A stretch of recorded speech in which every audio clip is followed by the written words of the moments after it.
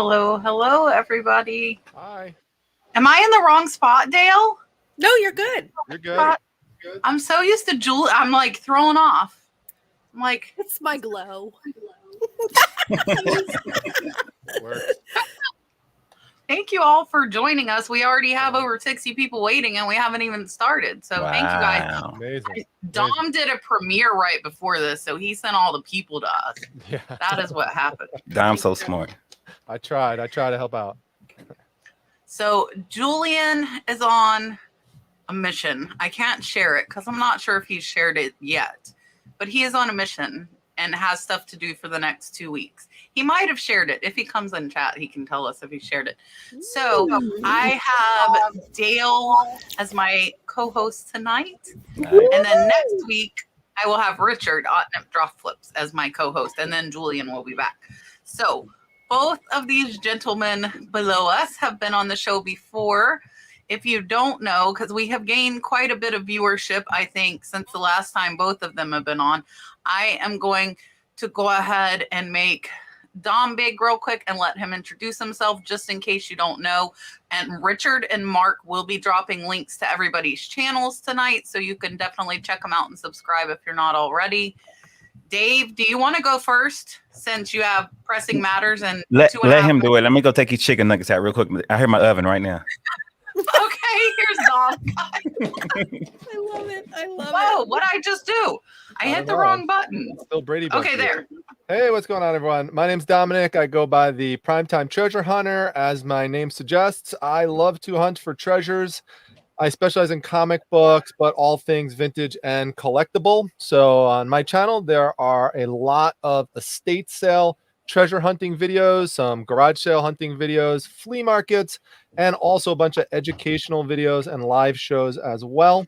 I do this part-time. I work full-time as a neuropsychologist in a hospital, and I also run a medical website, and I have, besides the YouTube channel, I run the Facebook group called the Reselling Resource Center, and we've got about, actually, we just hit 28,000 people in there the other day, so I'm excited. A lot of things are growing, and it's exciting, and I'd love to have you all part of it. So thanks for having me on again tonight, Kat. It's a big honor and awesome to see how big your channel has grown. It's amazing. Yes, I'm happy to have you here. Here's Dave, and I have to put this comment up while Dave introduces himself. Hey, there's actually chicken fries. You know, the kids think they different if they shaped like fries. So, shh. But my name is Dave. My channel. That's a bad introduction, ain't it? My name is Dave. I got my YouTube channel. It's called Tesla Picker. I do this part-time. I say part-time, but I probably do full-time hours. You know how that goes. But I actually work in the lab full-time with the wastewater treatment here in Louisville, Kentucky. But other than that, I like to just have fun doing this. My whole mission for starting this was to buy a Tesla. That's why my name is Tesla Picker. Like Kat said, we kind of started it around the same time, and channels are kind of growing. Of course, she passed me up in subscribers. But I like doing this. I like making videos, and yeah, just something I do for a little side money. Perfect. Sorry, I had to switch my internet over, so I was like, I hope Dave keeps talking because it was skipping, and I was like, we're not starting like that. So I just have to say, like, but I've been following both you guys for a while, but Dom, somehow I missed what your full-time job was, and I was back here going, like, my mind was blown. I'm like, are you kidding me? Like, I assumed that you were full-time. And well, kind of like how Dave says, I say I do part-time, but I feel like I work full-time hours in reselling because, like many of you, I don't get as much sleep as the normal person does. So I feel like I'm, constantly using whatever extra hours I have to put into growing the reselling business and the social media and that kind of thing. But yeah, it's, I really haven't, I mention it every once in a while. I don't talk about that much. In fact, you're not alone, Dale. I've had people I'll go like 6 months without saying what my actual job is. And then someone will hear it and they'll say, wow, for 6 months, I thought you were a construction worker. And I get it. I totally get it. In fact, when my wife, Mrs. Primetime, first met me, that's what she thought when she saw me. She's like, I bet he works construction. And then when I told her what I was going to school for, she's like, wait, what? so, but yeah. So that keeps me very busy, and I basically live this Jekyll and Hyde life almost. I mean, it's just like not bad versus evil, but just just two different things that I do that are very different. But it's a lot of fun. Yeah, Yes, I never say. I think it's the first time I said what I did too. Actually, I don't know if Kat even. You knew I worked in wastewater. I didn't knew. you? Yeah, Yeah. I think we've talked about it. yeah. Actually, working. Over the, I think it's been years now, Dave. It's been, I think for all three of you, I've known you for like well over a year. Yeah. The time is like flying by. Siri thinks I'm talking to her. That witch. Well, it's Bixby. It's actually Bixby because I'm Android. But Duncan, who has been super helpful in my Death Pile Destruction group, by the way, Duncan. So thank you for helping. And he is over in Australia. Wants to know. He says the usual question: can we get some reselling tips from these folks? That means Dom, you're you're first, first Dom. every time. Well, okay, no, but I didn't. I thought I was going to hear. I was waiting for a Dale introduction. Oh yeah, Dale, do you want to introduce yourself? Sure. Okay, I'm gonna make Dale just left think. her Dawn out. called out my rudeness. I'm like, she just belongs here because she's my fill-in like all the time. Threw me off my Okay. rhythm there. Okay, I threw Dom off. Let's take. So Duncan, thanks again. We're gonna come back to your question after I'm proper. I was rude right there and let Dale introduce herself. Dom is correct. I'm wrong here. It's all good. I'm thrilled and honored to be Kat's co-host tonight. I'm Dale from Flip and Fiasco. I am actually part-time because even though I have bags under my eyes, that's from my weekend. That I get a lot of sleep, so I'm really part-time because I do work a full-time job. I'm in marketing at a credit union, and I like my sleep, so I don't give up sleep for this job, for this little side hustle. So I am definitely part-time. So I like to think that I'm not that you guys aren't relatable, but I'm pretty relatable to a lot of people who She aren't thinks like we're all machines. in. Yes, there are those of us who. There are quite a few of us, I think, who like are gung ho all in. But Dale is she's probably more like the normal person who, lists a few things, sells a few things. They don't like go all in and go crazy. I sell like 1 to 2 things a day on average. So That's great. She said, My "No, I'm superpower. good." That's the part time. But she went this weekend to visit her daughter in college. She was not partying or anything. She did. I mean, she might have been partying with her daughter at college. I don't know. She's not 21 yet. She's only 20. No partying. Okay. Right. Dom, sorry for throwing you off your game. Now we will answer Duncan the question. He would like some reselling tips. I guess we can each give like one or two. I will, but first, Dave, I was wondering if you could pour me a little bit of that, whatever you're yes, drinking I over got there. It's just Coke. Yeah, I'm just gonna put that in there. There you go. Yep. There you go. All right, thanks. And the Mountain Good Dew job, cup. guys. That was a 10-second rehearsal. Together for If only he had a Mountain Dew, that would have been like. That would've been great. I think I got one back there somewhere. Dave could pour Coke in my Coke. Yeah. Is that zero? Yeah. Yeah, I got zero as well. See? What? Think alike. I guess I noticed I always have to remind myself that there's always new people who are watching. It's not always that they're veterans or people who've done this for a year or more. And one of the things I see most common, it comes up in my Facebook group a lot, is that someone hits something that happens, some adversity. It could be a return, it could be some eBay glitch that happened, just something that's frustrating and annoying, item specifics, whatever. I hear this all the time. That's it. I'm giving up eBay. I'm done reselling. It's over. And it's, to me, it's just too many people are too quick to just throw in the towel and just give up. So, there's ways to work around these problems. And, my number one tip would be just don't give up. Find ways to work around these obstacles. Find ways to knock down the obstacles, because no tip that any of us are going to give you tonight are going to be worth anything if you don't stick with it and you're not reselling. There's so much potential out there, which would then bring me to my second tip, which is to make sure you're trying to absorb as much information from all the great other people here who are on the panel. So many people specialize in their own certain things. Like I've learned a lot of stuff, for example, from Kat on ceramic items and glass items and stuff that I really need to work on, need to develop. I just did a show on my channel where I showed myself trying to learn from somebody else, another reseller, on kitchen items, which is another area that I need to learn more about. And then there's people who come to my channel and will learn more about, you know, comic books, collectibles, toys, ephemera, that type of stuff. So we all have our strengths and weaknesses. Don't ever think that you know everything, because you don't. There's always stuff. We're constantly learning every day, and just be open to learning and growing. And that is how you're going to crush it in reselling. Yes. Dave, we can't hear Dave, you. we can't hear you. Are you muted? Nope. Must be something in that Coca-Cola there. I forgot my kid came down here. I muted it. Okay. Now I'm just saying, I agree with everything you said, man. As far as just not giving up, what got me into it really was, well, of course, I jumped right into it and I didn't know what I was doing at first. And then I got on YouTube and I started watching other people, and I found out that there was a lot more out there. You know, at first I think I was just doing shoes, tennis shoes, Jordans, you know, the popular hype beast tennis shoe. That's what I was doing. And I was doing good at that. And then some way, you know how it is, YouTube recommended me. I think it was Craigslist Hunter, or it might have been John, one of them. And I was like, what? They selling all kinds of stuff.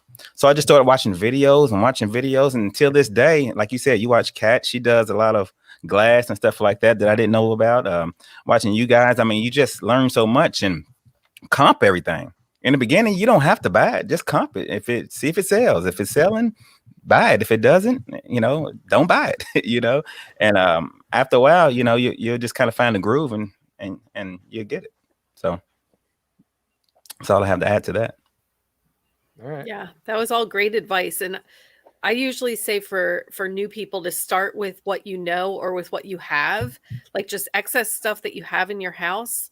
You have nothing to lose, right? Because you have no investment in it. So start with those items and see if it's something that you're going to, you know, stick with, and that before you go out and start sourcing, because for a lot of us, the sourcing is the fun part. And then you develop the death pile, which is why Kat and I decided to form the Facebook group Death Pile Destruction, because our death piles were getting out of hand because we've sourced more than we've listed and have all this stuff that we have good intentions of listing, but it's sitting there, money just waiting. So I think a good way to get started though is start with what you have and then see what starts to come natural to you. Like for me, I've gravitated towards jewelry because I just like looking at jewelry, and I like doing jewelry unboxings. Yeah.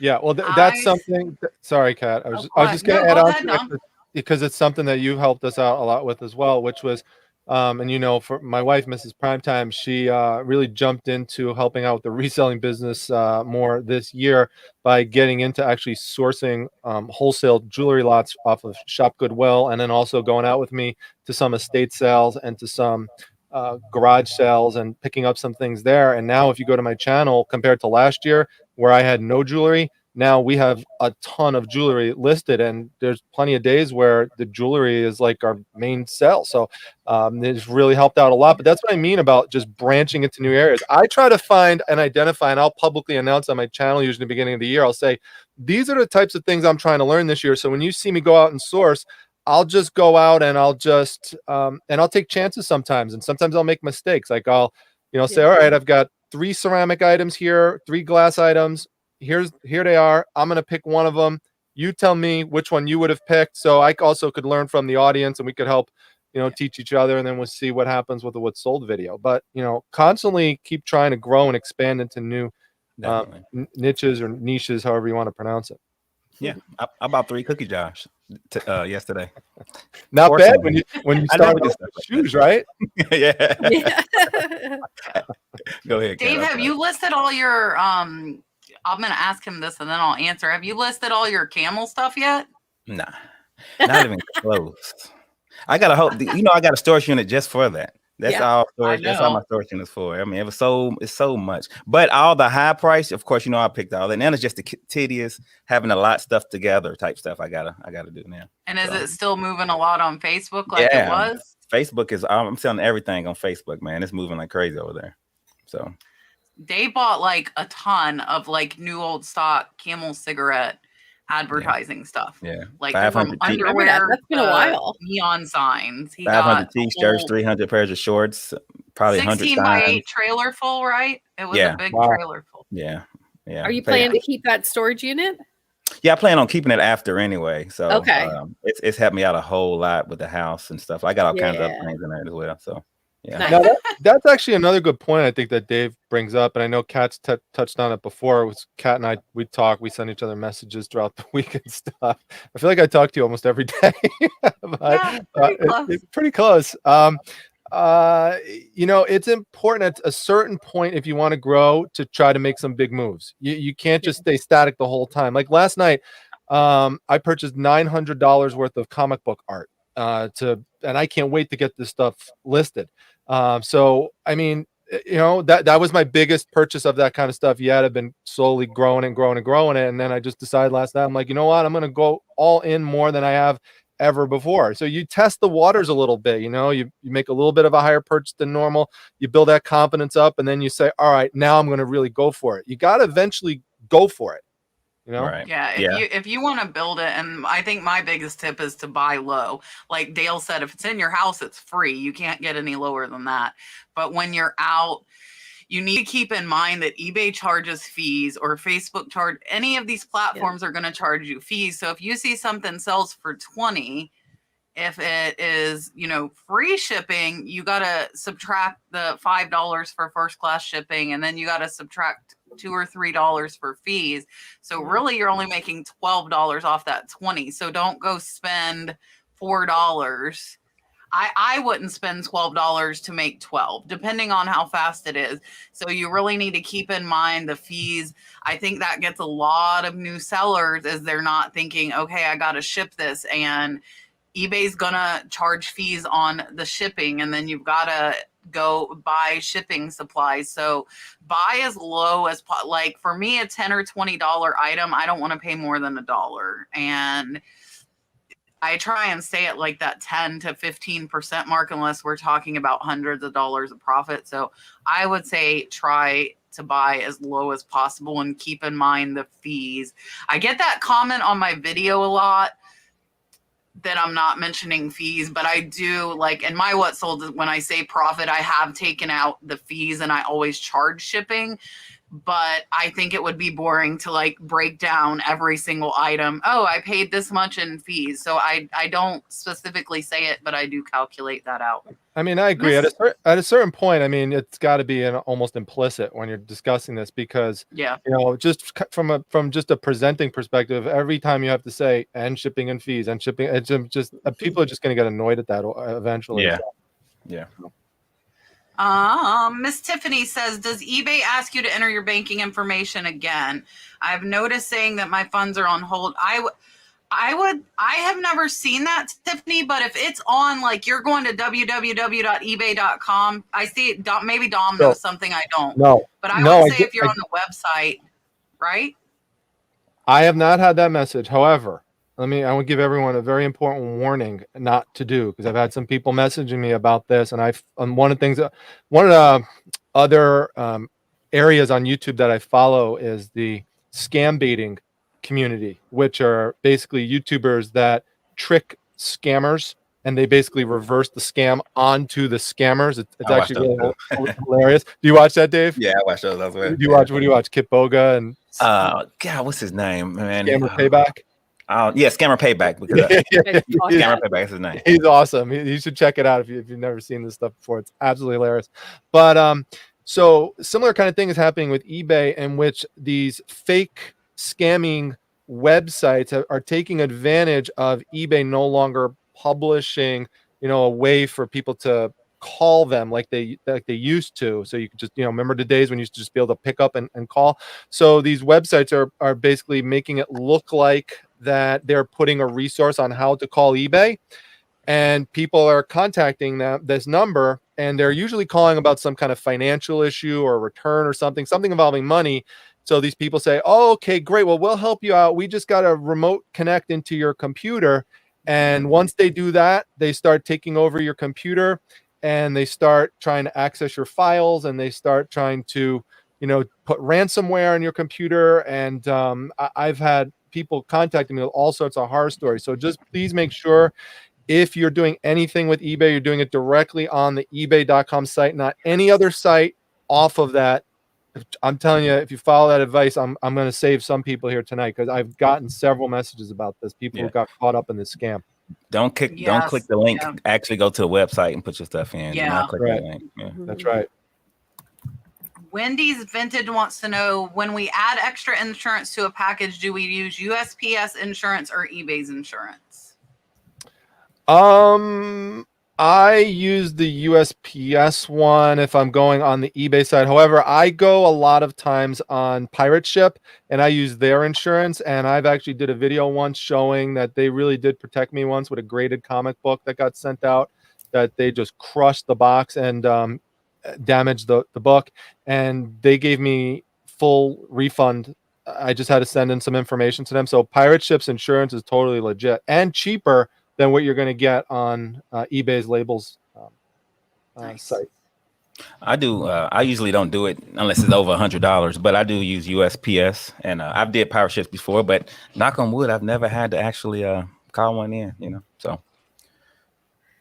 Yeah, I've used I think I have used eBay's insurance before, but if I'm doing Pirate Ship, then I'll use theirs again if it's over the priority rate. And both eBay and Pirate Ship provide $100 of insurance free with any priority. Right. I add the USPS when I'm adding it, and again, only if it's over $100, because you're covered for $100 regardless. Right. Look, April wants to know what color your Tesla is, Dave. I haven't one yet. That's my whole point. But I did, if it ever comes out, I have pre-ordered the truck back in 2019. So I'm waiting for the truck to come out. So now, Dave, when you buy the Tesla, are you going to pay for it in Bitcoin? Heck no. I tell people, if you do it, you're dumb. Like if you did it last year, this time, you would. You better have got out fast when it was way up here. Right. No, I'm just saying, because Elon Musk said that he's going to accept that as a form of payment. Oh yeah, he did for about 2 or 3 months, and then he stopped when he went on that Dogecoin rant. But that's another story, Right. This will be interesting to see, because we might have all different answers. Yeah. Laura's asking, how would you package something like a small vintage pen? And I don't know if she means a writing utensil or like a brooch, but I guess we could kind of answer for both. Yeah, anything like that is small yet breakable. I would never just put that in a bubble envelope, because chances are it's going to snap. What I do is you'll see them every once in a while when you're just around and you see like little gifts or stuff, or you go in a grocery store. Sometimes they'll be like little small thin boxes. I just pick those up and I just save them on the side somewhere. I used that the other day. I sold like one of those Reach flossers. It's not a pen, but it's about the little bit longer than one. And I didn't want to put in a bubble wrap thing because it could break the flosser. This is a very similar concept. Just put it in there. I bubble wrapped it, put it inside, and then just taped it up and sent it out. So yeah, just you got to try to find. That is important. You can't always rely on these custom boxes that are made by Priority. Like you have to have like a secret stash of custom boxes for just these types of items around. So I recommend keeping that stash somewhere. Yeah, I agree. Something like that, especially if it's expensive. I'll put it in a box, and I usually put it in the box and then put it inside a Priority envelope, but it definitely would go in the box. If it needs to send a Priority, I put it in the box and then put it in the Priority envelope and then send it off. Something like that, depending on what it is and how much it weighs and all that. But definitely something like a vintage, just gonna break. You definitely want to put it into something sturdy. You don't want to just put it in some bubble wrap. Yeah, I mean, I don't put anything just in bubble wrap, but I have these envelopes that I think they're like 9x6, maybe. They're like a really nice size. That's what size I use a lot. And I will bubble wrap it and put it in the bubble wrap package then. And I mean, it feels pretty sturdy. And then for those, because they're pretty narrow, I actually, like, instead of like the label, if it's rectangular, or the package is rectangular this way, I put the label like this way around it so that the barcode can be read. But they feel pretty sturdy if you bubble wrap in the bubble wrap. So like a pen, I unless it was over $100, I would probably feel comfortable doing it that way.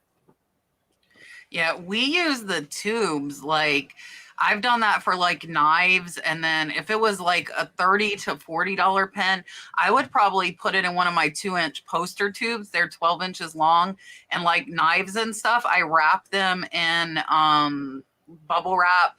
2 sheets is exactly what'll fit in that tube around something thin, and those I get off Amazon because I sell pennants as well, vintage pennants, and they're really light. Like a pennant in that tube is still under 4 ounces, so it could still go first class. But if it was like $100 or $200 pen, I would be putting it in a box. So it just anything over like $50, I don't care how unbreakable it is, it's going in a box. Yeah, so it basically means it depends on how much I guess you sold it for. Yeah. Yeah. Road Tripper Thrift. Look, that's like a tongue-tying name. Thrifter Flipper wants to know, is it better to set the item for bid, I'm assuming up on auction, or to do buy it now and set a price? I'll answer that in just one second. I just want to add one other thing, just piggybacking off that last topic, if you don't mind for a second.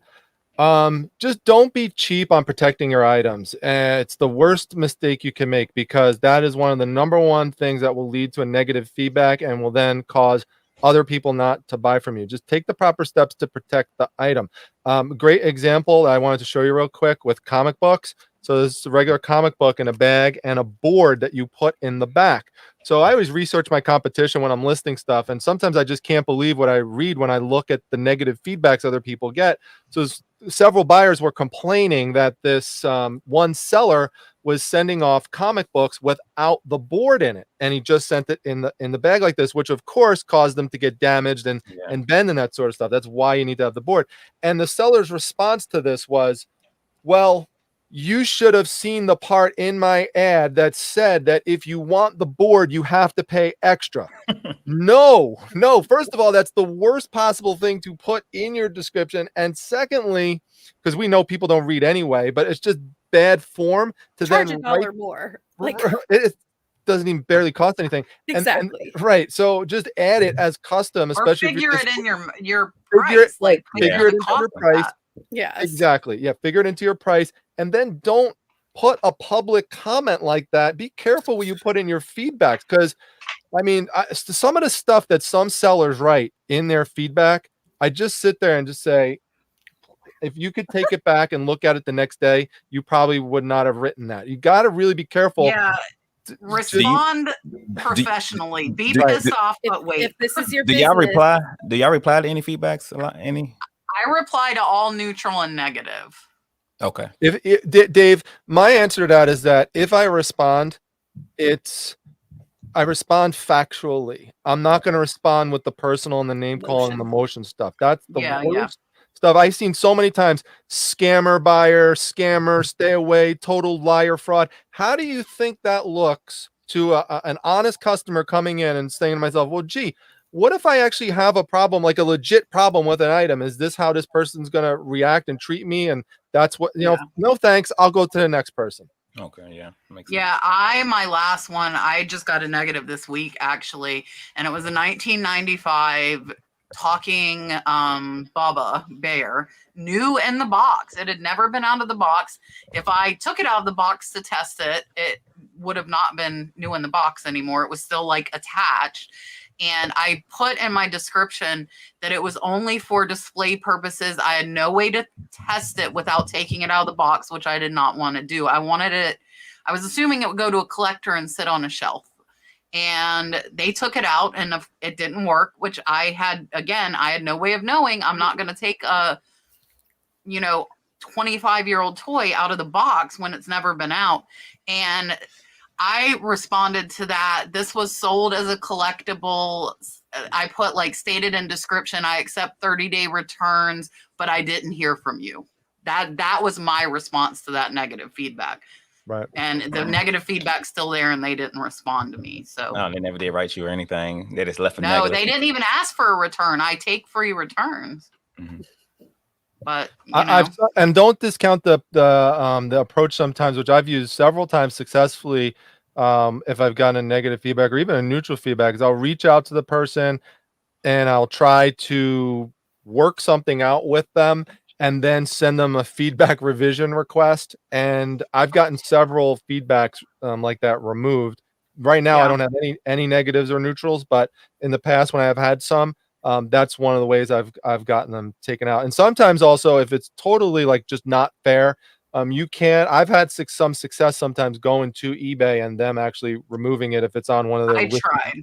Yeah, me too. Because this was a buyer with 0 feedback. This was their only transaction. And I have 3,000 feedback. And I'm like, look, read the description. It says for display only. Right. And they unfortunately didn't back me, and the buyer didn't answer. I got some of my negatives. I had one. I got 100 as well. And I had one that was on there. And I just said, I'm going to just try and see what's up. Because we resolved it, but they never did take it off. And anyway, it got taken care of and they took it off. So I was like, oh good. Yeah. Awesome.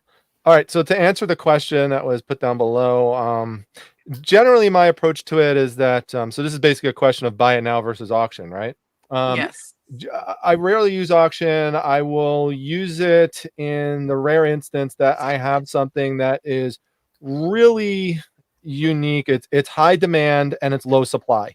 Outside of that, and this is one of the number one mistakes that new sellers make, is that they will take a common item that has a set value. Let's say it's $20, but there's a bunch of other people that also have that for $20. They maybe didn't research it well enough or know that.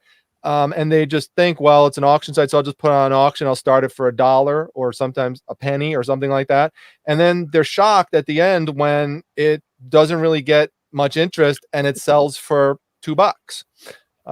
That's why it's all about supply and demand on eBay with that. And so also I prefer to only do that in situations where there's something. I'll give you a good example. One of the things that I like are old wrestling match cards, like the promo posters that they had back in the 80s and the 70s or earlier, showing like the wrestlers and the names and stuff like that. Go look them up. You'll see those almost always sell at auction, and they sell for hundreds of dollars. And you could start it at $9.99, doesn't matter, and they will sell for hundreds of dollars every time. It's just a track record, so you could be confident with that. But if it's something outside of that, we don't have that track record, it's not high in demand, it's not low supply, I just put a buy it now price on. If you're not sure what to put on it, start it high. Start it really high. And if you don't get any bites on it, then lower it. Yep. I agree, man. You said it 100%. I had some slot cars that they sell like crazy, and I had a bunch, and nobody else had anything listed like this on eBay. So I put them down as an auction. I actually started it low because I knew it was going to go high. I started at like $1, I think. I ended up selling for like $500-$600, you know, and I thought I was going to get at least 3, but I ended up going to 6, you know. So it's like things that are not on there and always sell, you know. That's when I know I need to go ahead and let somebody fight over it. So I gotta have you on my show sometime, Dave. Yeah, I think we get this question almost every time, and our advice has been that I mean, for most normal things, like Dominic said, buy it now at the regular price. But if it's something that you think is unique enough or has that demand, then start at the lowest that you're willing to accept. So like my infamous pink dog, her pink puppies that sold for $1,200. Yes, my infamous pink puppy, Build-A-Bear. I started it. I had seen that it had sold for $600, so I started it. I bought it for $4. I started it at $300, and it sold for $700. And my second one, because I had 2, sold for $1,250. So both paid and both shipped and both good to go, guys. Yeah, for a Build-A-Bear puppy. Yeah, but I started at that 300 thinking like, well, it seems like this should sell well, and if it sells for 300, I'm going to be so excited and happy. Right. I was really excited and happy when it went for even higher. Yes, the second one was really crazy. That was nuts because it was in the final 30 seconds. Yeah, it went from like 400 to 1,200. Yeah. Yeah, that one jumped really fast. Just like Dale said, 99% of the time I am using buy it now, because if there's more than one of your item, like Dom was saying, and it's more common. Plus, like Amazon has today's society where they want it and they want it now. Right. If there's another one they can pay $5 more for and they can have it shipped out tomorrow versus waiting a week for an auction. Like I will tell you, I would. If I saw something on auction $5 cheaper than a buy it now, I'm going to go buy it now so I can have it shipped out tomorrow.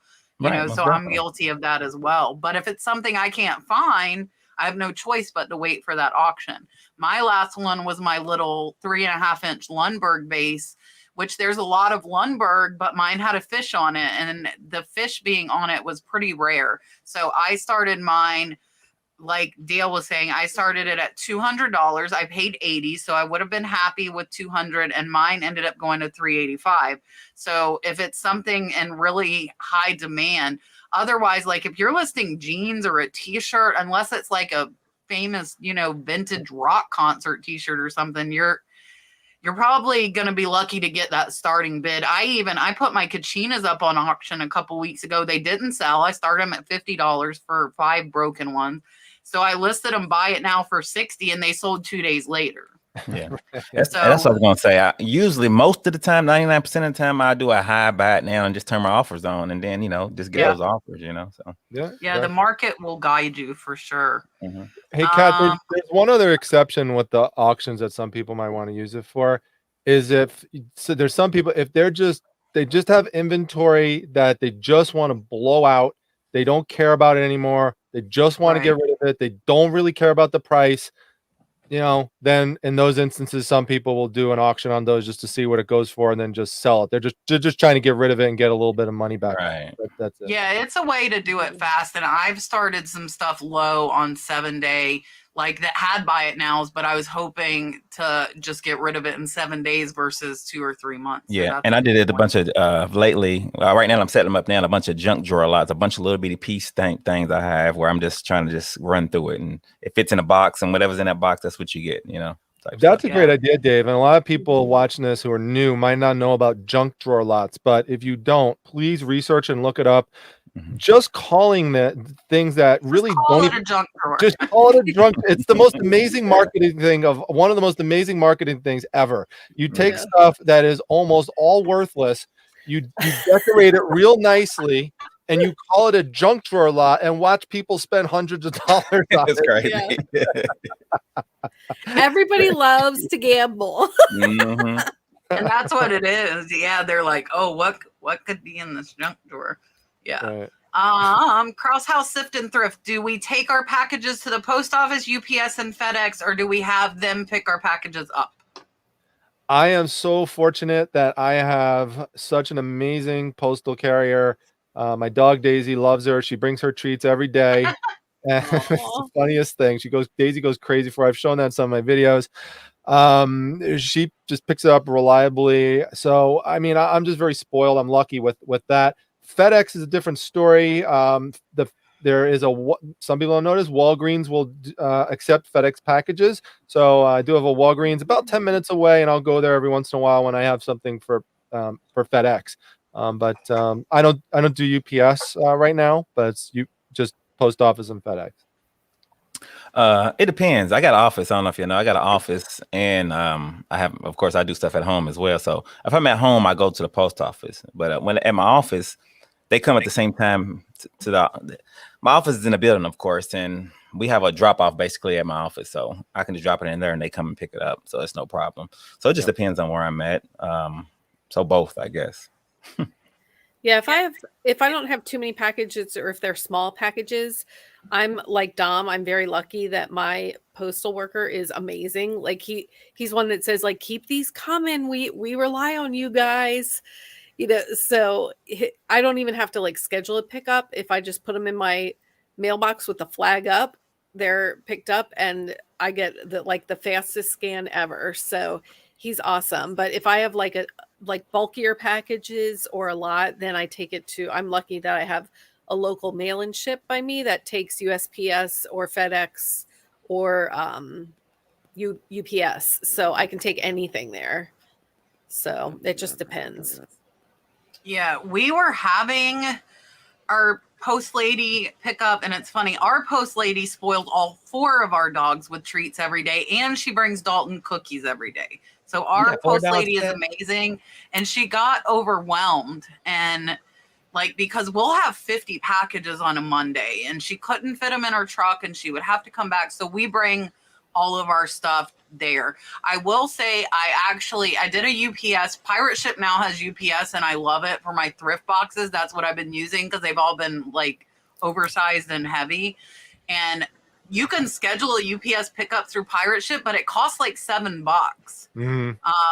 I noticed. Yeah. But we have like a little pack and ship. They're supposed to charge us $1 per package convenience fee because they're not technically FedEx or UPS, but they don't. Just because we've been going there for years, so they don't charge us the fee. But I think like if a random person comes in, they charge them like $1 convenience fee. So we bring everything, but they also like close 2 hours early randomly. So some of our UPS stuff will go out like a day late because we didn't get it there in time. Laura, I think you can list adult diapers online. I know there was probably a price gouging thing when all the COVID first hit, and it probably might not have been able. Does anybody know if like we can now? You could list them. And related to that, by the way, if you don't know, vintage diapers are some of the highest priced items that Crazy. It's absolutely Vintage underwear crazy. I just got of some any of those. sort. Yeah. They sold like that from the 96, I think, 1996 underwear, and they sold like same day. It's crazy. Yeah. They sell fast. Laura wants to know if any of us are embarrassed to look up comps at the thrift store, Goodwill, etc. I have zero shame about that at all. None. That's actually easy at the thrift store. I mean, your sales is where a lot of people have problems doing it there, you know. But I mean, I'll admit that I'm a little shy about it, but I've gotten over it for the most part. Yeah, I mean, it's almost part of the job, really. Yeah, I mean, it's business. You know, yeah, I mean, yeah. Even this GoPro, I remember in the beginning, I used to have problems, but hey, yeah. I mean, now you're like, smile. If you tell me to put this up, it actually helps me get more views on my YouTube. So I'm like, look, if you want me to put it up, go ahead and tell me. Yeah, if you want to yell at me, yell at the camera. Don't put yourself back 20 years because 20 years ago, I remember distinctly when I used to go sourcing with my wife, Miss Primetime, at the swap shop in South Florida.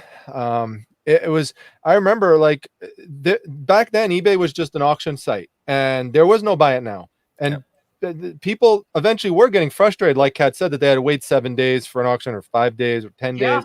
And then that's when eBay shifted things. And they changed from not just being an auction site. But I remember back then saying to myself, boy, oh boy, I really wish I had something with me like my computer at home. I wish I could bring my computer at home with me.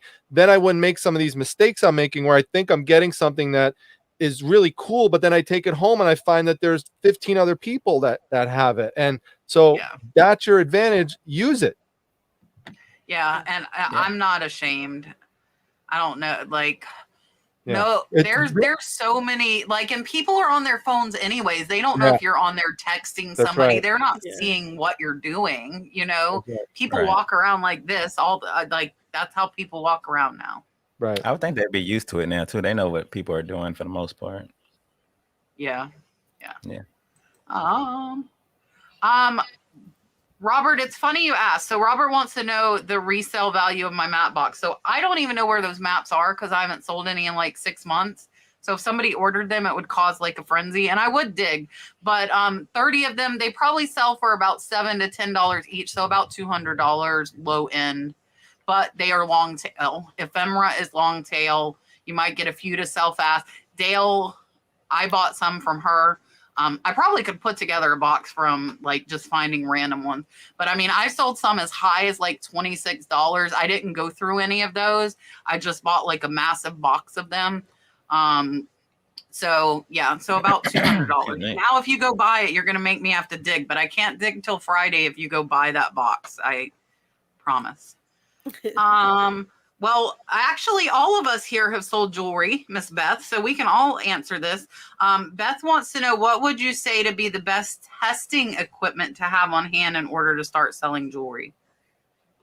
You know, we haven't used any testing equipment yet. I remember in the past looking at like diamond testers, and a lot of them were not, they didn't really, there, it was hard for me to find one that had good reviews that was, you know, giving consistent results. There's also like, there's only like one company that makes like gold testing and like silver testing. It's crazy. And then some of the reviews on that, like a lot of them were like bad too. So really, that question is really best for someone who's doing more fine jewelry, because what we really do is a lot of costume jewelry. That's what I do as well. Yeah, I do costume jewelry as well. And I'm glad you brought that up. I got a bunch of it in my garage. I still need to sell. Your Trifari? Yeah, my safari. Yeah, I got a bunch of that. So that's all I got. Sitting on a money pile. I got that's all I got. So I don't really have to test. And it's bad because sometimes I go to yours and I see jewelry and I'm like, because you know, I'm not really, is this real? I mean, I can look at it. My eyes are bad. I can't even see the 14 or 10K. I don't know.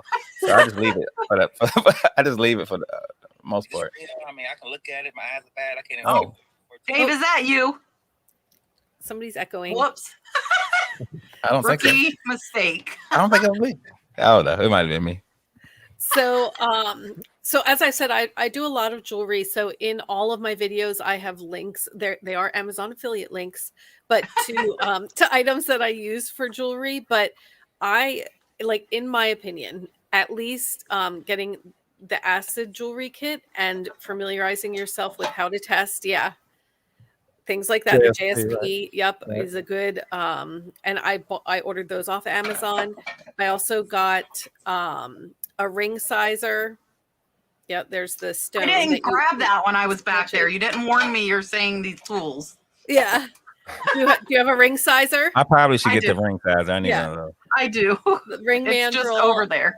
Yeah. A loop. And then a loop I is did. Good. Yeah, Yes. a loop for eyes that aren't that good.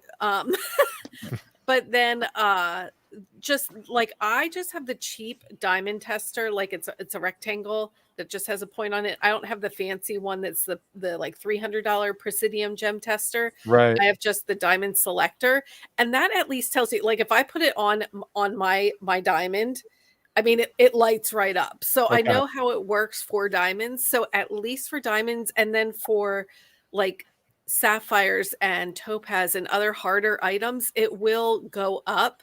So I know that at least, like, it's worth looking into. If I put it on something and it doesn't even move, then I know that, you know, it's not high quality and I don't have to worry about it.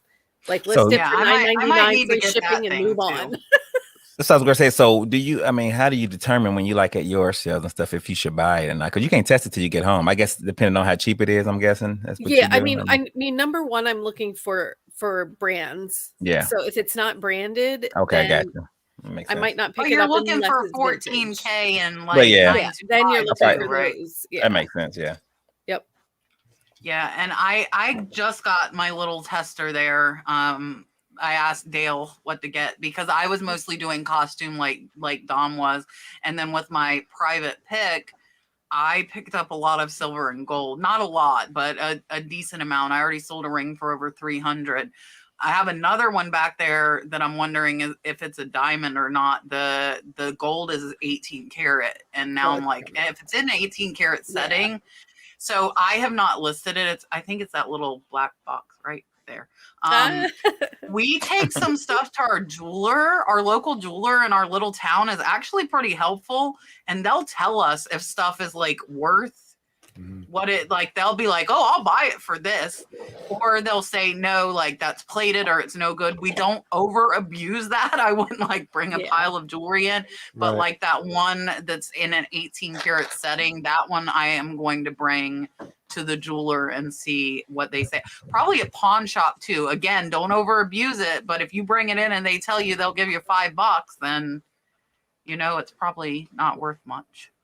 One other tip, somewhat related to this, is that when I go out sourcing, especially if I'm at estate sales, I always have this blue bag that I carry with me that has all sorts of equipment inside of it. So I'm prepared for almost any situation that comes my way. I've got screwdrivers in there. I've got ratchets. I've got rubber bands. I've got batteries. I've got measuring tape. I've got also, it's like MacGyver's kit inside of this thing. Yeah. So, That's Oh, I actually forgot the pretty smart, huh? magnet. A yeah, magnet is I good. got Oh a yeah, mag- your strong yeah. magnet. I need to That's get right. one of those. I Yeah, don't have one. I have a magnet in there for that as well. Yep, exactly. Yeah. It's I actually need to pretty get smart. I've been to a bunch of yard sales where I didn't have batteries, and I'd be like, I don't know if this works or not. Right. Yeah. Yep. Mary, I don't know.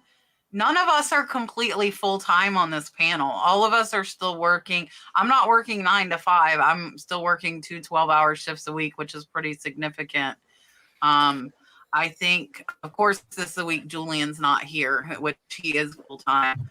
Well, but she I says guess we especially could- But when that's working basically another saying 9 to working 5. two full-time jobs. when working. Yeah. Oh, okay. So all of us can never.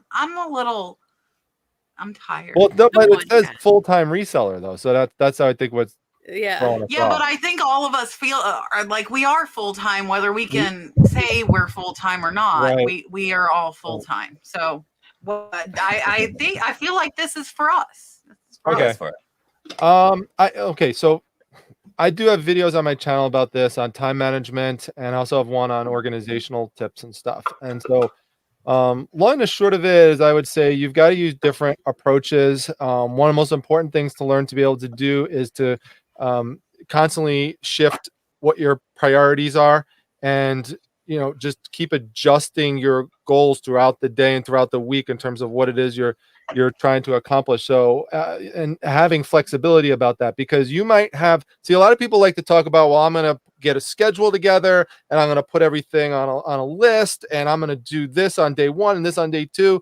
But then something happens, like, your daughter gets sick, or, your spouse needs something, or you've got hurt, or you got sick or something. There's something that always seems to happen to throw everything off. Or you've got a return to deal with it could be business related that you didn't know you're going to have to deal with. And now you wasted, spent a half an hour doing something you didn't expect.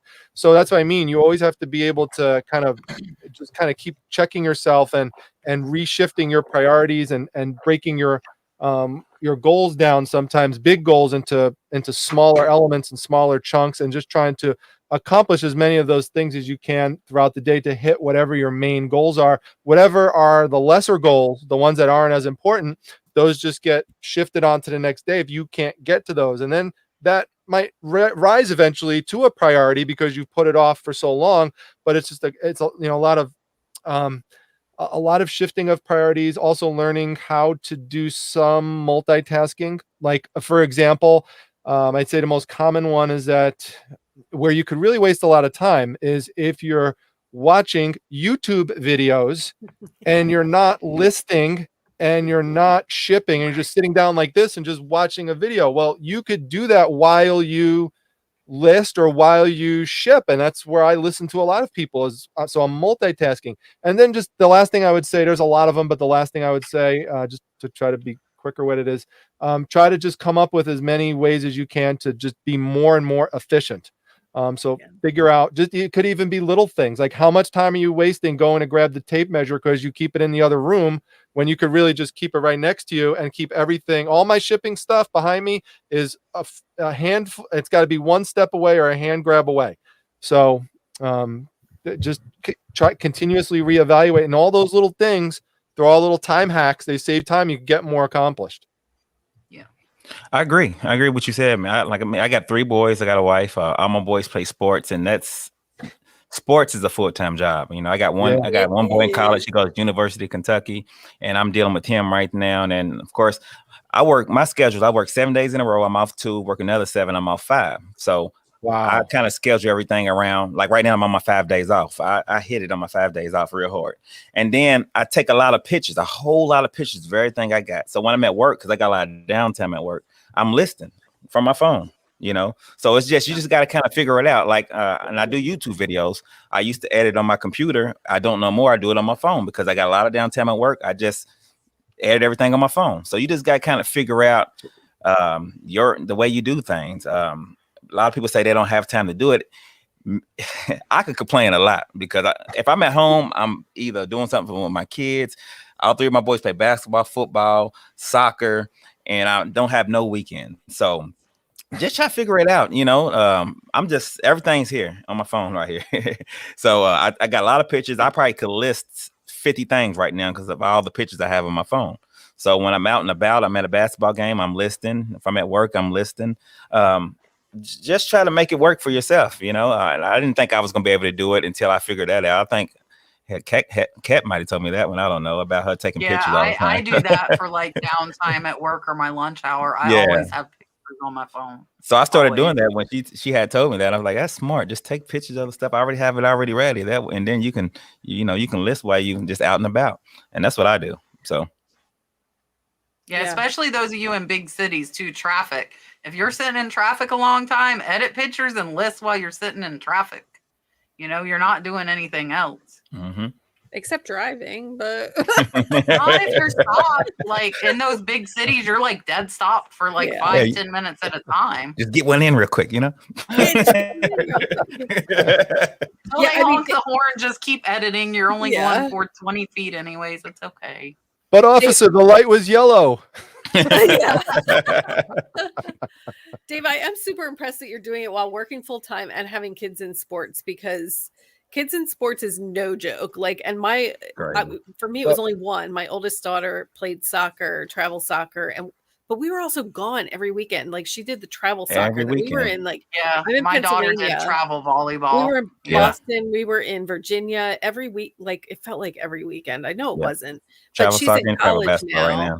And playing. So like one of the reasons I started in reselling was because I saw that I was going to be an empty nester and would have this free time. And I thought, how am I going to fill this free time? So supposedly that's what I'm doing, but I still struggle with it. See, but the good thing is you can do what you want to do. If you want to struggle, I mean, you can, like if I really wanted to hit it hard, I know I could, but I'm just I'm content with where I am.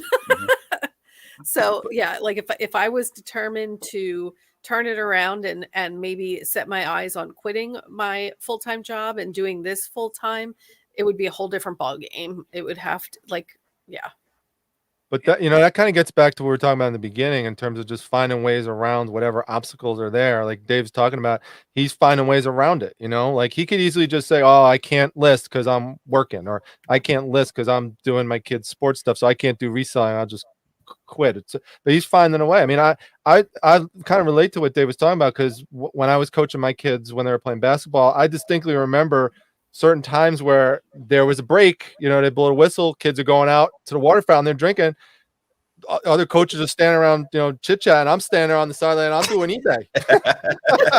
And there was one time, it was so funny, it ended, right? And so the coach is starting to get into the play, and I'm trying to finish up like this eBay thing real quick, and he's going through the play, and he's looking up at me, and he's like, "Right, coach?" And I'm like, and he saw I was doing something. I was like, that's right. Yeah, and it's all priorities, guys. I mean, I have a 3-year-old that is with me he went thrifting with me today. Little sucker got up at 7 with me. I try and sneak out. I make it about half of the time without him. When you ask where he is, that means I was successful in sneaking out before he wakes up. If he wakes up, he comes with me. So, but then at store number 1, every time, "Okay, Mom, I'm ready to go home." And I'm like, "Oh crap, it's gonna be a long day." Because I hit 3, 4, 5 thrift stores in a day. I don't just go to one because we have to drive away. So sure enough, this morning again, store number 1. "Okay, let's go home." I'm like, "Okay, Mama, I'm done." Right. But he likes it, and he's grown up around it. And it is hard having a toddler at the thrift store. I'm not gonna lie, but they're like bribery, or like he has his phone. He has his own little phone just for kids' YouTube and little games that he will watch and be content probably half the time. I'm not gonna lie, it's definitely still not all the time. but being able to kind of intertwine what you need to do, like he likes to come out here and take pictures with me. So I'm taking pictures, then he takes it to his station 2 feet away and he takes pictures and then he brings it to the cart because he knows it goes out to the shed. And then when we put up inventory, he brings me it and we look for a place. Where does it go? And he tries to find a spot where it'll go on the inventory shelves.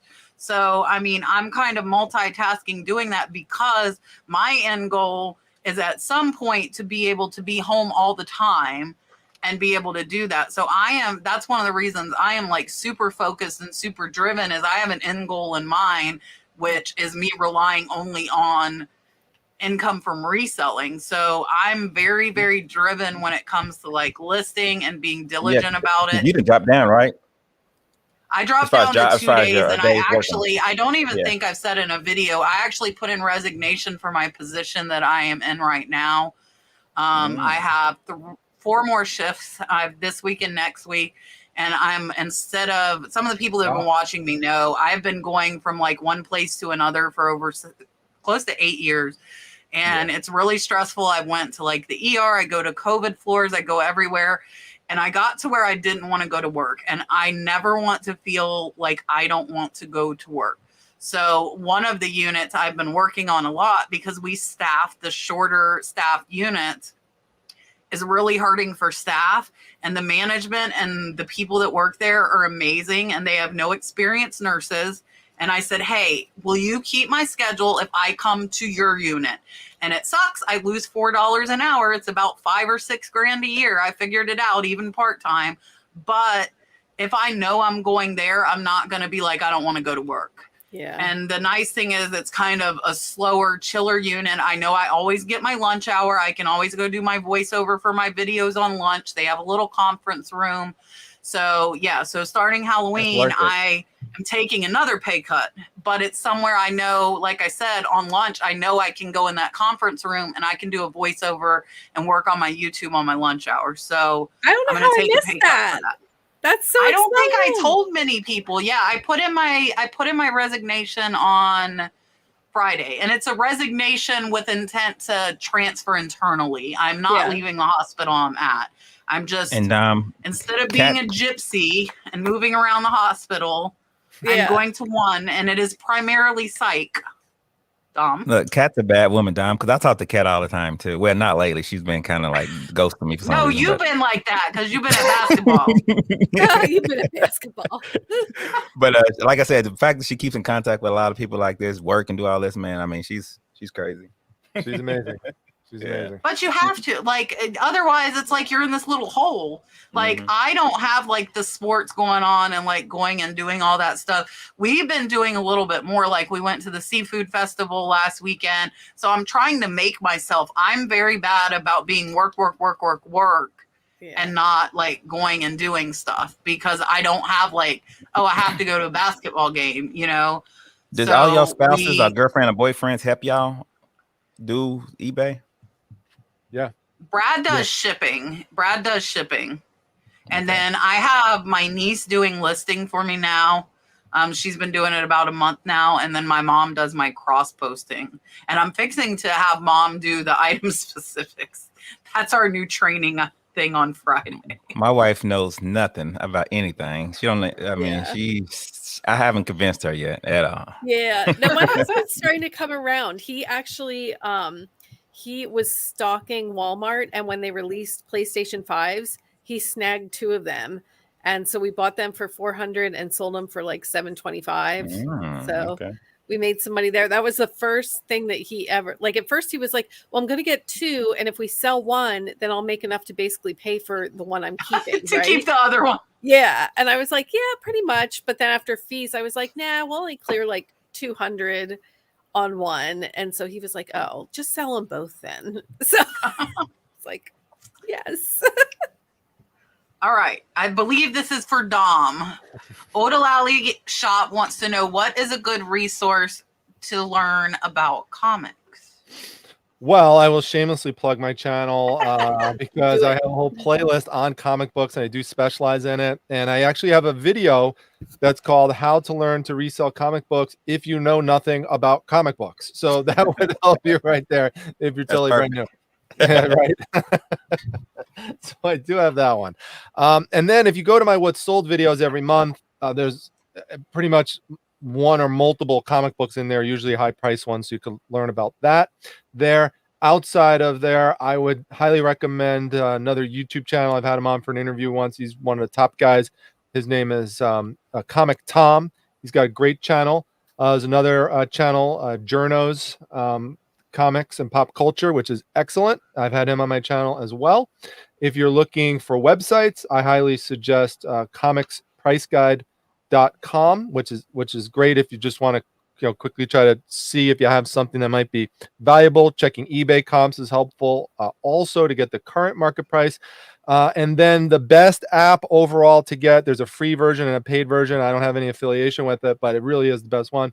It's called the Key Collector app. So definitely check that one out as well. And you could learn, they're giving you constant breaking news updates, top 10 lists, all sorts of investment tips and everything. It's by far and away the best site. Perfect. Or app. And guys, I am, whoa. What happened just to Dave? happened? What'd you do to Dave? No. Dave! Did I kick Dave out? Dave! Oh no, Tom, did you find him? I don't know where he went. Dave! Dave, come back. Yeah. Oh my Come on, gosh, Dave, I'm we'll quite get you back. crying. I'm laughing so hard. He's down on the bottom. There he is. There he is. Dave! Did I do That was that? operate- I feel that like was- Steve that was- Urkel right now. That was operate Did I do error. that? Yeah, it was Dave, I do operate it? error. No, it was me. I don't know what I was doing. Okay. I I think really, like, I I was was just putting the question up, and at that exact moment, you disappeared, and I'm like, did I click the wrong? No, I was just about to say I know nothing about comics, and I was gonna tell Dom it's crazy because a lot of times when I want to learn how to do something, like I was gonna ship some posters and I look it up on YouTube. Dom's videos always pop up, and I'm always watching his videos, like how to ship posters, or how to ship this, or how to ship that. It's crazy that he said that because I looked up about comics before too, and his video popped up, so it's A crazy. wealth of knowledge and entertainment. Your videos are very entertaining. Yeah, Yes. I try. And I was saying I am 45 to 50 minutes behind on questions. So if you ask a question, I promise I'm going through them. Promise. Deborah wants to know, do you ever send offers to watchers? And she's saying when she has a sale going on, she'll get watchers. But if she sends an offer, it's a minimal discount as it's already on sale. I do send offers to watchers every day.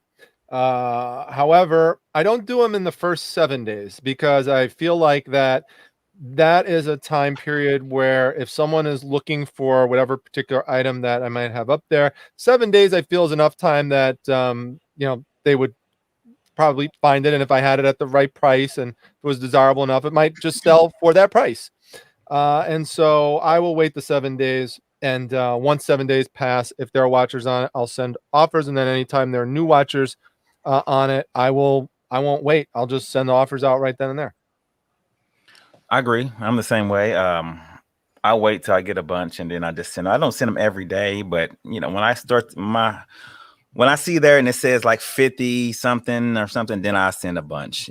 But yeah, I send offers. I mean, especially if it's been there a while, I definitely will send a nice little offer just to try to get rid of it.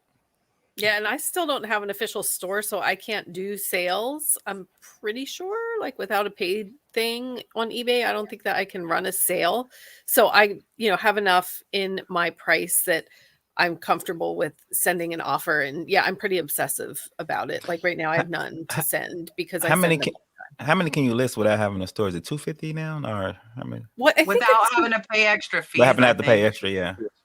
But it says sell up to 250 items or list up to 250 items free every month. I'm at 371 though. Listed. Are you getting haven't fees, got- though? You haven't Are you got getting fees for insertion those fees? extra? I don't think so. Gotta You check. better look. Sometimes they do promos and stuff, so I don't know. Yeah, in certain categories, depending on what you have. Yeah. I am OCD like Dale, and I send them about 25 times a day. And I run a constant sale, but that's like my method. I always have a sale on. So I typically send an extra 15%. But if it's something I've had a year or longer, I might send them like 50% off because I know they just looked at it and I want it gone.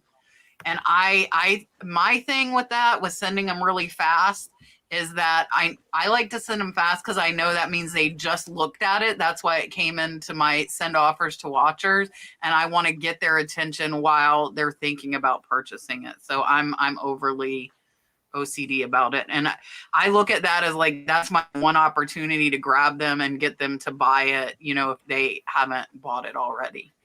So I'm OCD about it. You know what I'm bad about on an offer thing? I'm bad about when I'm looking at other stuff. You know how when you look at something, you get offers from that person? Yeah. Sometimes I don't know the difference. I remember one time I bought something on accident. I accepted something on accident, but it was from me looking at, I accidentally bought somebody else's stuff instead of me sending an offer. I don't know. I messed up some type of way. I almost did that. Yep. I don't know what the heck I was tricky. thinking. Yeah. It's tricky. I don't know what Brad happened to did that too. Brad did that and bought somebody, and I had to message him and be like, "I'm so sorry." And you know when that happens, like they know, like, oh, let me go look. Oh, that's another seller. And I've had people, I think, do it to mine too because I send so many offers. So if you're comping off my listings, you're gonna get an offer. Just saying. Blue Skies wants to know if we recommend cross-listing to different platforms for part-time resellers. I'm gonna have to pass on that question because I primarily list things on eBay. I list some things on Facebook Marketplace, but those are rare instances. So I don't use like a cross listings, software or anything because it's not like I don't have a Mercari, I don't have Poshmark or anything like that. So I'm gonna have to pass on that one to Dave and to Dale. And well, man, you're kind of the same, Dom. I do have a Grail though, and the only reason why I have a Grail is because I have a bunch of vintage. I got like 500 T-shirts from this little lot that I have, so I got a Grail, and I do pretty good on that. But I don't cross this though. I only list the shirts that I list on there, and then ones here on Facebook Marketplace, and then ones on eBay. I don't really cross list any of them, so I'm gonna have to pass on that as well. Yeah, so I have subscribed to List Perfectly for a few months now. Like I've gone on and off of it, and right now I'm on it for like 3 months. And because I do Poshmark and Facebook Marketplace for some things, but it can be challenging just because you have to remember every time something sells, you have to think where else is it listed. But especially if it sells on Facebook or on Poshmark, I'm quick to make sure that I take it down off eBay because that's where I don't want to take the hit. Yeah, and that's my first thing too. Anywhere else it sells, it's immediately coming off eBay soon as I see it, like regardless. I would say yes, and the reason for that, if you're not getting what you want, like there's a lot of new sellers that can only post 10 things that are brand new to eBay. And if you want to have more than 10 listings or make more sales, then you need to bring it to other platforms. And I believe Facebook is giving free shipping this month. Yeah. So like I had 10 Facebook sales over the weekend. And Facebook only charges 5%. They are lower than any other platform. So Facebook's the lowest. Is that under 4 pounds? I think 4 or 5 pounds. I think it's free. Yeah, and they're doing free until October 31st. And they're paying, like Facebook is paying for the shipping. So your buyer gets it free and you don't pay for it. And it's only 5%, right?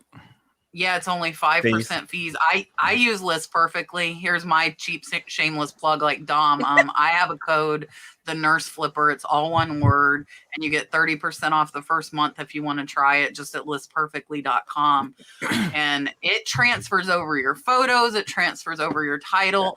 Depending on how high your level is, it will transfer everything, including dimensions and weight of the item. Like I have the highest because I pay my 73-year-old mother, who isn't very computer literate, to use she uses List Perfectly. So it's really easy. And I think if you had like a teenager or something, you could probably pay them to cross post.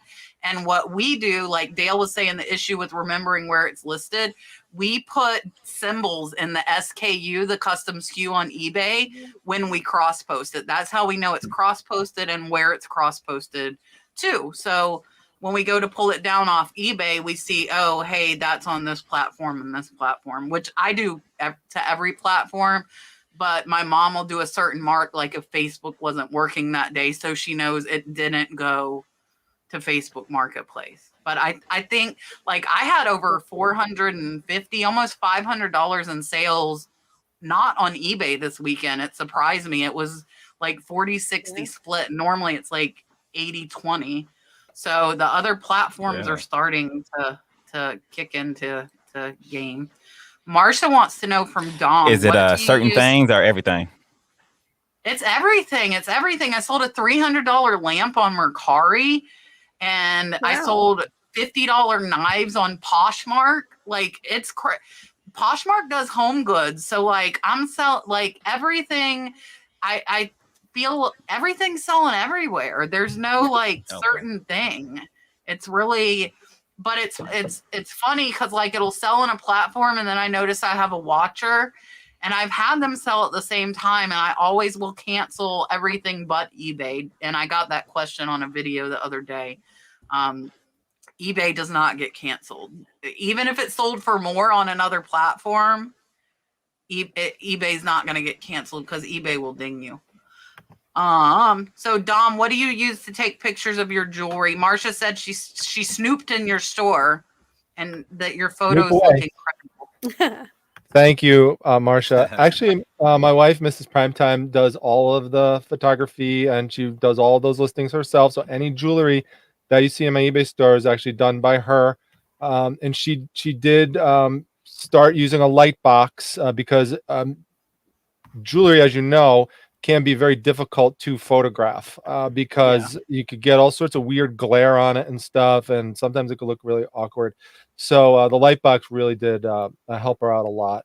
Sometimes, depending on what the jewelry is, sometimes, especially for some gold pieces, she will use a black background to kind of make that contrast look a little bit better. So it doesn't always have to be white, but yeah, the light box really does. I just bought a little 12-inch light box for my jewelry and I love it. I can sit on the couch, watch TV over the 12-inch light box and photograph jewelry on my lap on the couch. It's like the cutest little light box ever. And it's really, really bright. And it has white, black. It has like 10 different colors. And I think it was like $40 or so on Amazon. I have the link in my Amazon store, but it's like amazing. I probably got the same one. I got mine. Yeah, I got mine from a discount store, a little light box that I found. And I'll take mine just because it's USB. The lights come on with a USB. I don't know if yours do that, but it comes on with a USB port. The lights on the side of the box. You just push the button on top, and then it's got the hole in the top where you can photograph straight down. Yeah, it's and nice. I take it everywhere. Really it's always in my backpack. So at work, sometimes I take it and I take my little stuff with me. It's tiny. My one was a little tote bag. Yeah, I could probably bring mine to work too. Pame wants to know, where do you go to find the value of Pokemon cards? I don't know who I have sold Pokemon cards, but my husband is the one listing them, but he looks up sold comps on eBay because like if you're trying to sell it right now, the current market value is what really matters.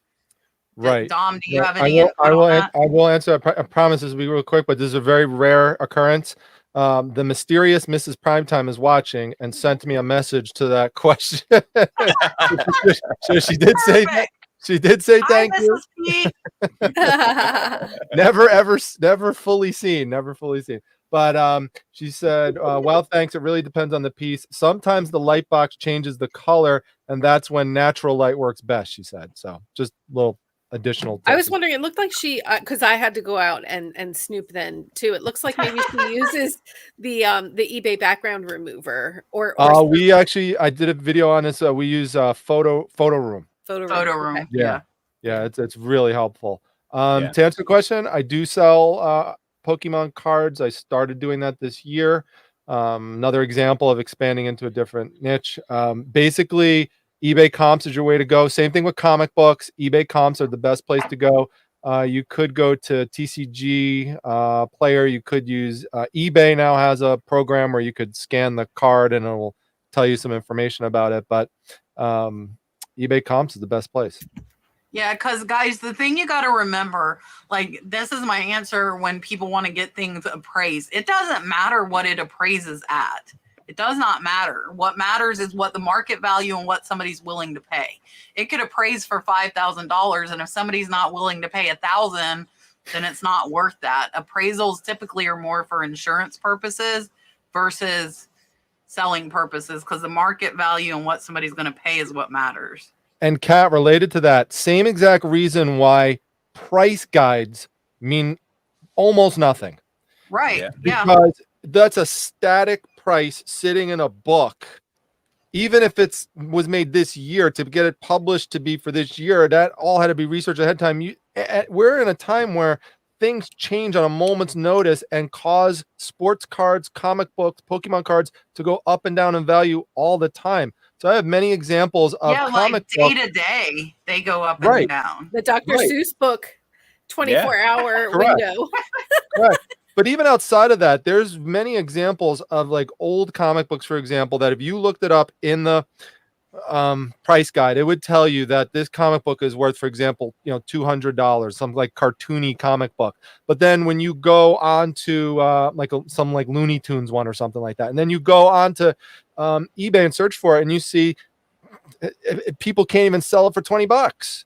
And yet you'll also find examples where they'll tell you a comic book is worth $10 and the market value on it now is like $50-$60. So you can't really rely on that. You got to use eBay comps. Yeah. And that's everything. Like clothes go in and out. It is. Yeah. It varies day by day. Mm-hmm. I use WorthPoint, and like you can do it by date sold and watch the prices go up and down by different years. Hey, Kat, I had a WorthPoint question for you because someone brought this up to me the other day. I heard that WorthPoint is if a best offer was accepted on an item, WorthPoint is showing what it was priced at, but it's not showing the best offer accepted price because they can't get the information from eBay's API. Did you hear that? I don't know. I don't know. I could ask them because I have the affiliate thing with them. Yeah. And actually, like the company, the lady running the affiliate for it lives in Ocala and invited me to lunch. Maybe I should go get a free lunch. And I'm curious what you need to go get that lunch. Yeah. That's right. Sunny wants to know how long you should wait to cancel and relist the item. So it's weird. Sometimes eBay will auto cancel at 5 days. But if it's over 5 days, you're saying it's been 6, I would cancel it now. And one of the reasons should be non-payment. And you should be able to cancel and relist it. That way you get your fees back. Yeah, I waited until eBay prompted that it said cancel and relist. They don't always, though. They don't always do that now. It's been 6 days. They don't. It should have done it automatically at 5, but it didn't. Because I have one like that right now. Dave, Fartsack Jack wants to know if you still make socks.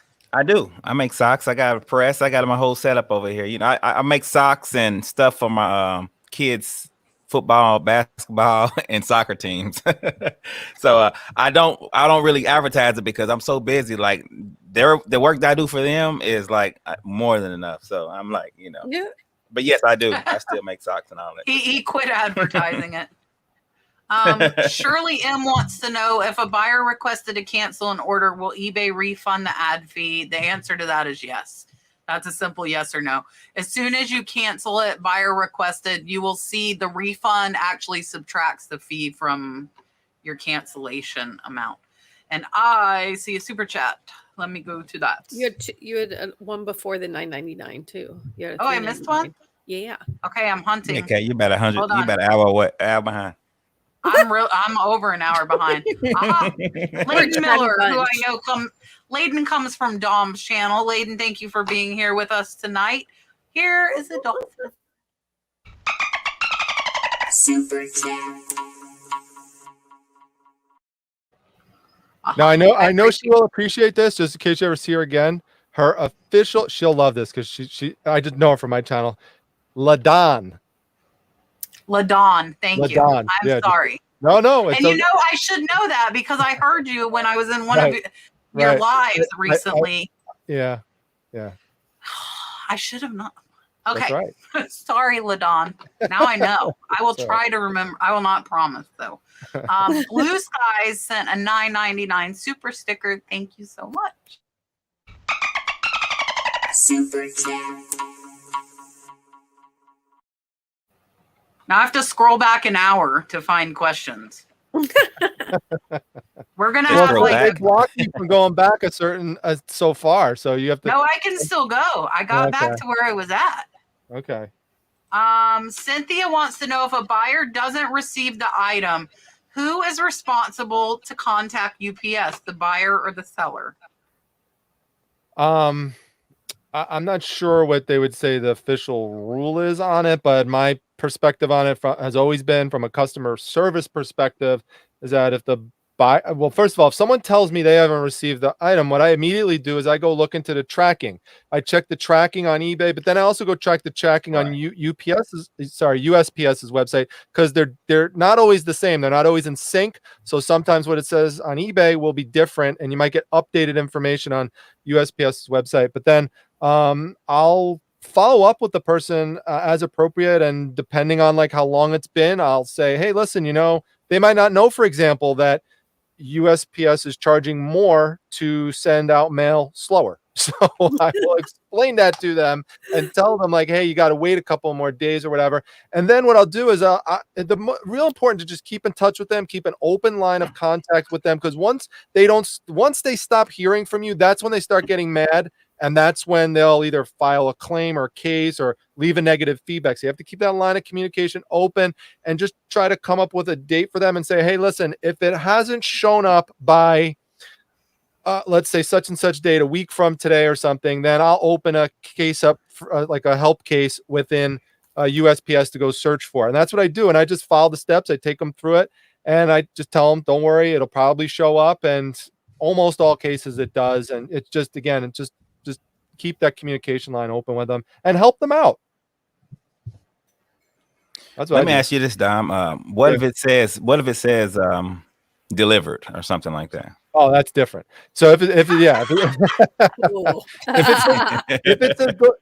it says delivered, it's totally different. I mean, your eBay will back you on that. If it says delivered, then it's not your issue. But what I will tell them is say, hey, listen, it says it was delivered. What I would suggest you do is contact your post office, contact your neighbors. And I'll also tell them that sometimes what USPS does is they're trying to meet quotas. So they will sometimes scan things as delivered at the post office a day before they actually delivered it. And I tell people that, and so they're like incredulous about it. They're like, wait, what? They do that? I was like, yeah. And then sure enough, the next day they get it and they message me and said, oh yeah, I got it the next day. So sometimes people freak out about that because they're like, well, it says delivered. That must mean it actually was delivered, but that's not always accurate. Yeah. What are you doing, Dale? I was agree with showing everything you said. I ain't got Holly nothing to add. I have an Alfred State College sweatshirt. I have my new Crazy Lamp Lady Halloween banana box sweatshirt on. I almost ordered one of those. It's really cute. I is just got cute. it a few days ago. I agree with everything Dom says. I don't think I have anything to add to it. I would handle it the same way. I'm going to let everybody talk about this, and I'm going to get on a soapbox because I had a situation this morning about this. Elia is saying, could someone explain why selling platforms allow sellers to charge ridiculous shipping prices? I want to purchase from eBay, but the shipping is too high. Someone please explain this. So let's all give our 2 cents, and I am going to get on this soapbox when it is my turn. Yay. It's hard to know what Elia is referring to in the sense that I mean, is it like a calculated shipping fee? Is it like a flat shipping fee that she sees put on there? I don't know. Sometimes there are people, if it's like global shipping program, if it's an international buyer, they'll complain, and those fees can be really, really high, due to how eBay set that up and what the customs charges and stuff. But not everyone agrees with me on this, and it's fine. I avoid this entirely by incorporating the shipping price into my overall fee. So I never have a person complain to me about the shipping fee because I've already added it into the price. But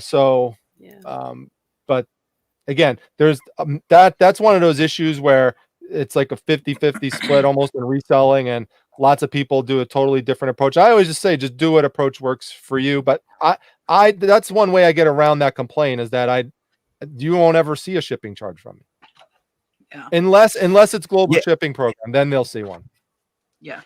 Yeah, and I really don't understand why people do it now. Is because you get charged anyway. I mean, you get the what they charge. I mean, they hit you on the shipping fee Final as listing well. fee. So Yeah. So I don't understand why people do it. If I'm buying something off eBay, I just pass it up. I feel like you hurt yourself if your price plus what you charging for the product, as well as shipping, is higher than whatever everybody else is charging for it. So I don't know. I guess eBay. I guess when they decided to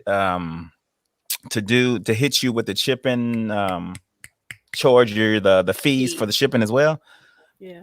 I figured that it would stop a That lot went of that. away So then. yeah, it went away. So I don't. It's I'm not not as common as it used to be, because before yeah, it used to be where they charge 1 cent for the 99 product and then cents. shipping to be $50. And Right. so Because they weren't getting can't really charged do that no anything on more. the 50. Right. Right. Yeah. But I mean, I don't know what Kat's soapbox is. My is. soapbox is But on wait. the seller side of this. Well, I I was will going say to that. say, shipping is outrageous. Like, shipping is expensive, and some people just don't understand that. Yeah. But on that end, like, I mean, if this is legitimately somebody charging way more than shipping actually is, I don't know what that's about. I don't know why anybody would do that. It doesn't help them. They're gonna get charged regardless. Yeah. I mean. So I will say one thing: some new sellers are over calculating because they're worried they'll lose money. I see that when I do my eBay store reviews. I'm like, why are you charging $10 on a first class item for shipping? That could be one of the cases. I will tell you, I got into it with a buyer this morning who sent me a $45 offer on a $79 necklace that I accepted. And then they proceeded to message me and tell me that I needed to ship it first class and that it would cost $425. And I told them that is not how this works. You didn't put it in your offer. You saw my shipping fee, and it was an $80 necklace before I accepted their offer. And if it's over $50, I ship priority because I want insurance. That is my right to charge. Now, just low rate. But depending on where you live, Elliot, if it's calculated, if I'm in Florida and you're in Seattle, Washington, my shipping fee is calculated from my zip code to yours, and it might seem outrageous, but it is exactly what I pay. I make no profit. So if you're in one of these corners of the country and you've got sellers doing calculated shipping, it might seem really high, but that's probably what it's costing. So that's number one. Two, again, new sellers. I ended up, and Brad actually messaged, I said, look, this, and it was a heavy necklace. It was a shell, 14 karat lace gold necklace, a big shell. And I said, this necklace is over 8 ounces, so even first class at this point, it's going to cost like $6. And I'm not, Brad ended up messaging me and said, would you just cancel this order before I tell this guy something? And I felt exactly the same way. And he said, you can cancel if you want. And that's exactly what I did. And I proceeded to block him because he said he resold. He was a reseller and he resold at Really? minimal He told you profit. that? And my shipping fee that he saw when he made the offer that was clearly stated, it was cutting into his profits. Well, I just accepted a pretty low offer on a $79 necklace. So you should be happy. I accepted $45 on an $80 necklace. So I think you should shut up about my priority shipping that I want to charge. Yeah. And the order was canceled. He was blocked, and he will never buy any piece of jewelry from me to resell again. Yeah, Kat. That's my soapbox. Down low, Kat. Down low. Wait. Is that the guy that gave you the negative? No, no, that was the toy, the talking teddy bear that I couldn't test because it was in the box. Yeah. Josie says, love you guys. Just wanted to thank you all for the help, especially Kat. Josie, you are so welcome. Here is your dolphin. I'm going to go through a super chat round, guys. Super chat. Duncan, I don't know if you can pay Dom through me to do the Darth Vader voice. I don't do that on other channels unless the other channel gave me permission to do it. So that's the only... Okay, instead of a dolphin, you can Yeah, give you get Duncan the permission. Darth Vader voice for his Okay, Australian hang on. $10. I gotta get myself ready for this. All right. Oh, this There is we go. serious. Kind of going a little Dave style there with the earphones. But... All right, here we go. Let's do it. Okay. Thank you, Duncan. You wanted the Darth Vader voice. Well, here you have it, the first time on another channel. There you Well go, done. Duncan. Well, Perfect. And if you like more hey, of what that, I type of do that mixer on you my got over there, live. Dom? What's that? What type of mixer you got over there? I'm using a Roland VT4. So That's nice. That's nice. yeah. Yeah, I got a Rodecaster Pro. That's pretty nice. I like that. We actually got Y'all the are same mic. speaking Let me show. like- We actually got the same mic. There you go.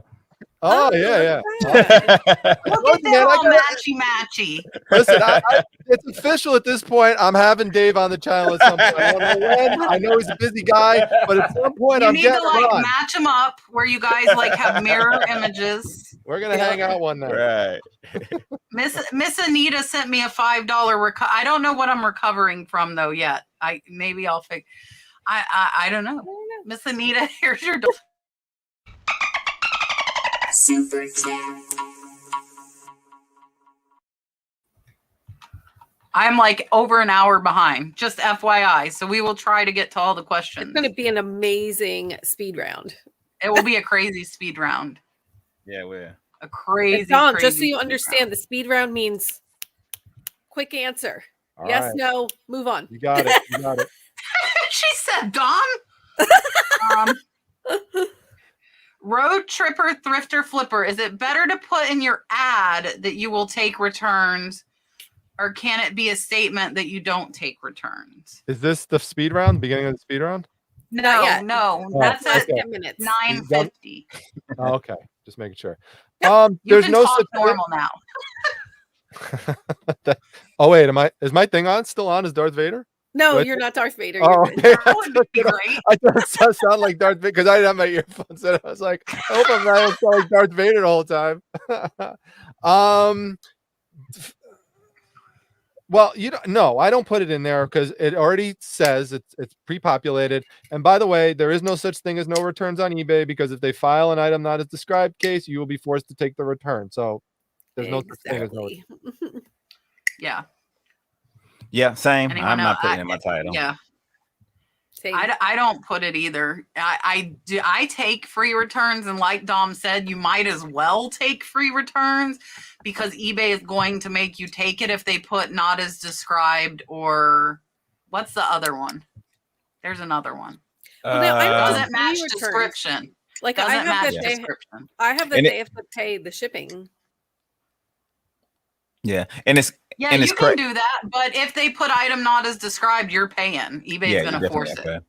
And it's crazy because there's Reddit groups that let you know all the secrets.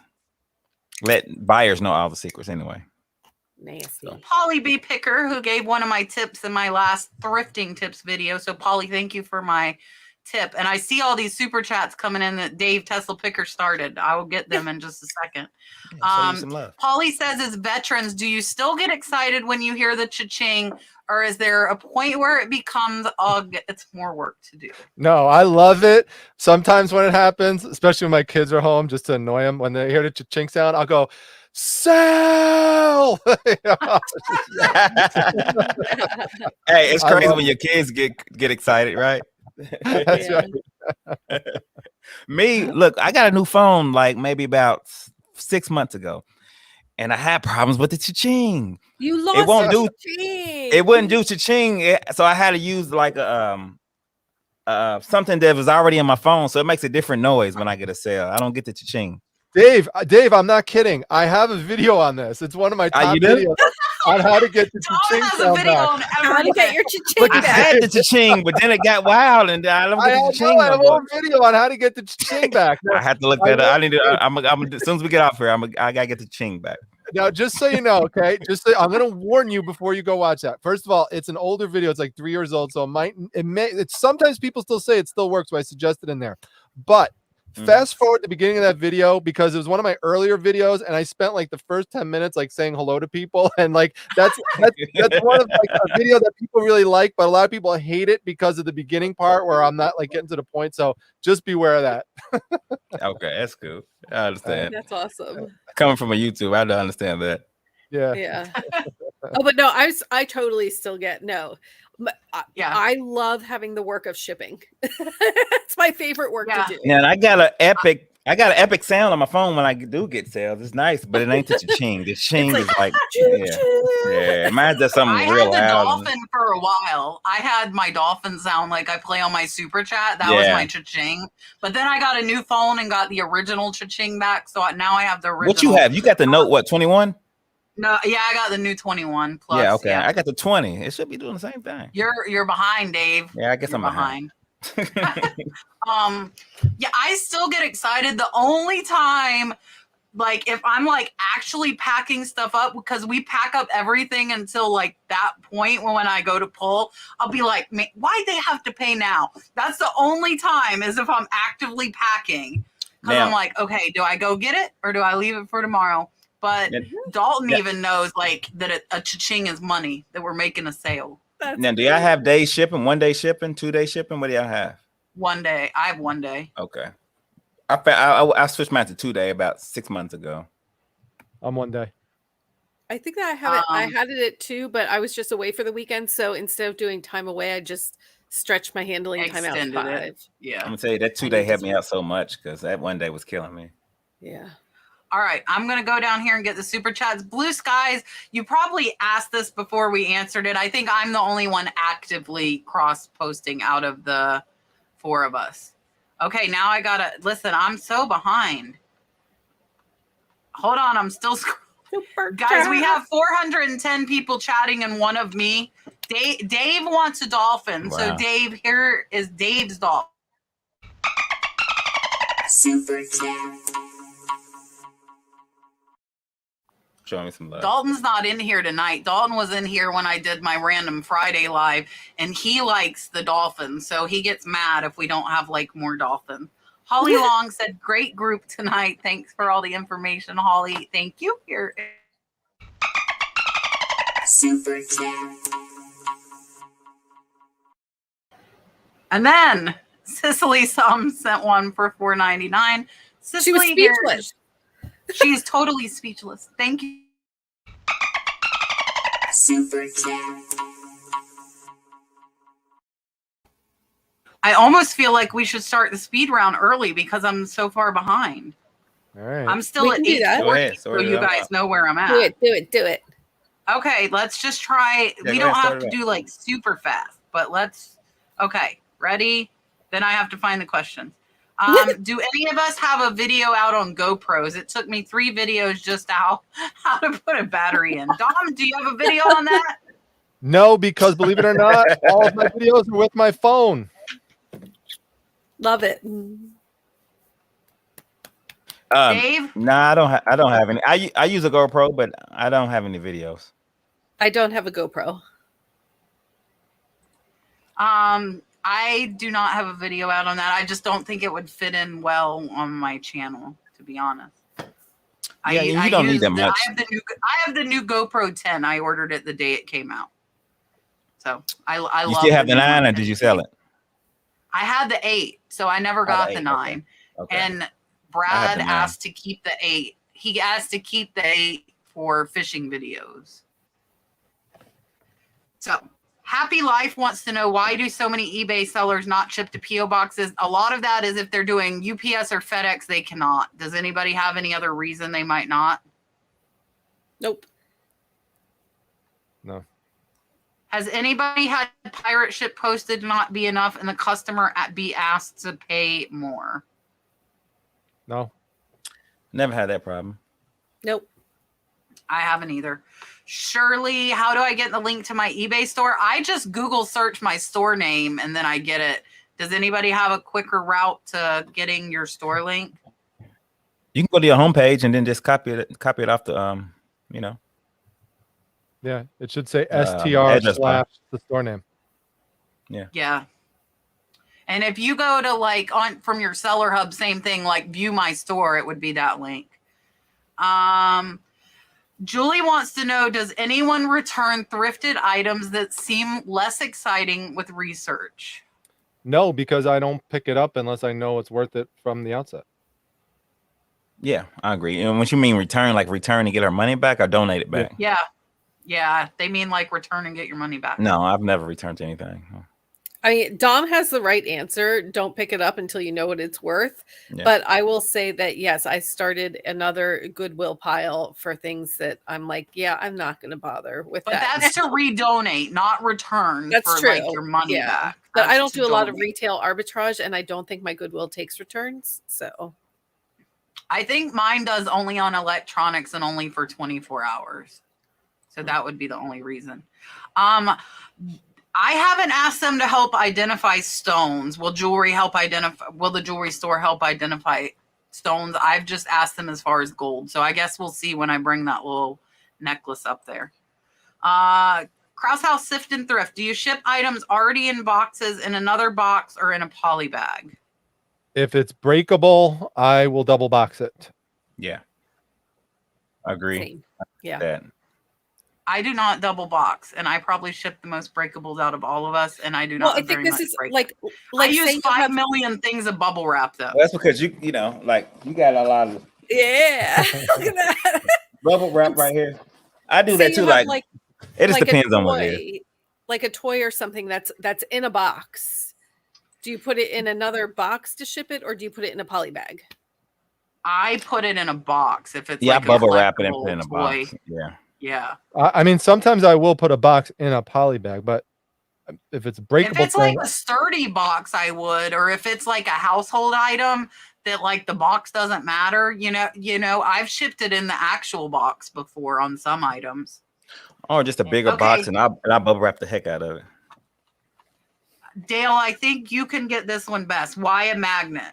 Yeah, I did answer her in the chat. So Okay. you have a magnet for jewelry because precious metal will not stick to the magnet. So gold and sterling silver will not be attracted to the magnet. So if you put a magnet to jewelry and it sticks to it right away, then it's not precious metal. And sometimes with Laura? other things, go ahead, my father, go ahead.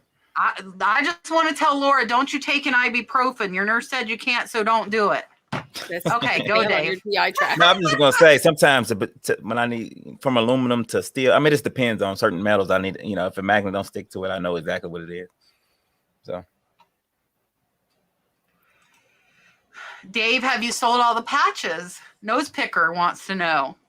no, I had like 1,200 patches and a lot of camel stuff, and the patches is doing great. But I still have a lot. And I haven't listed all of them. It's just a lot, you know. So.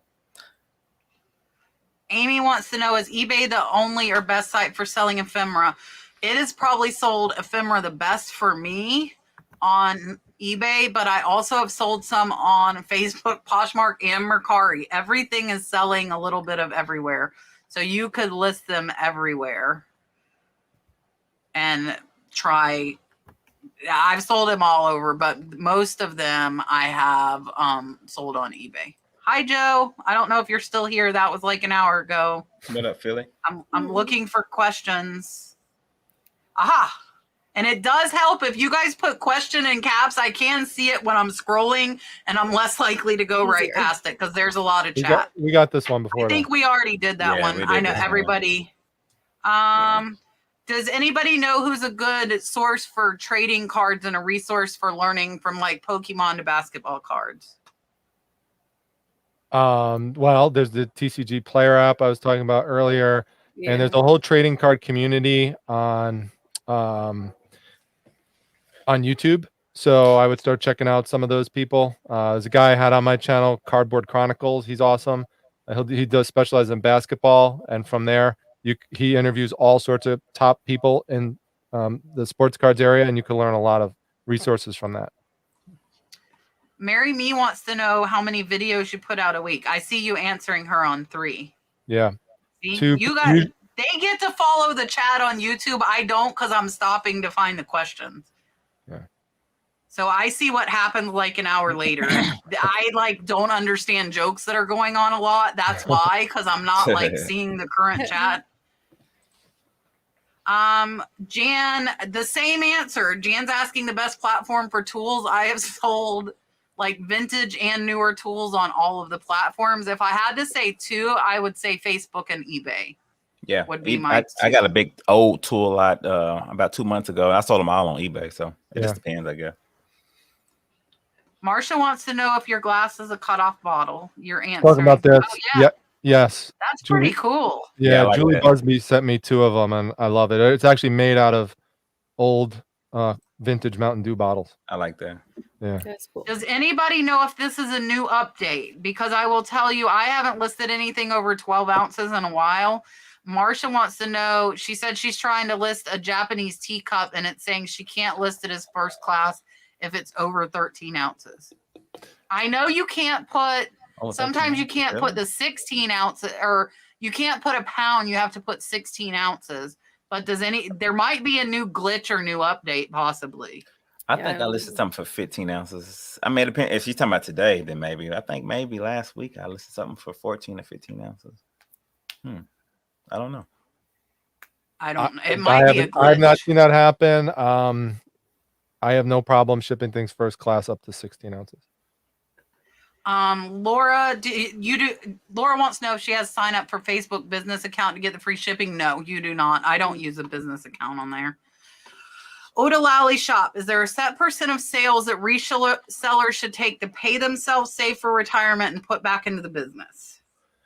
I think that's personal, and it depends on if you're part-time or full-time. What I do definitely. is at the end of the year, after I pay all my taxes, I take half of the money to pay myself and half of the money to reinvest into the business. I do something similar. I don't pay myself during the year at all. I don't use any of my eBay stuff because, and then at the end of the year, I kind of figure that out, what I want to do myself. It's crazy you said that because that's kind of what I do too. See, Dave, I'm telling you, man, we're in sync. You guys are meant to be. Yeah, I'm not good at that stuff, so I can't tell you. I just started doing, and I'll tell you, for 2 years, everything went back into the business unless I needed like extra money for bills because I worked less. So I put 100% back in. I probably will. I haven't pulled money out of my reselling for retirement because I do have that at my nursing job still. But I have started doing 40% to me, and then I do 20% to reinvest because I typically buy at 10. So that's just replenishing because my store has about $100,000 in inventory right now, and I'm okay with that.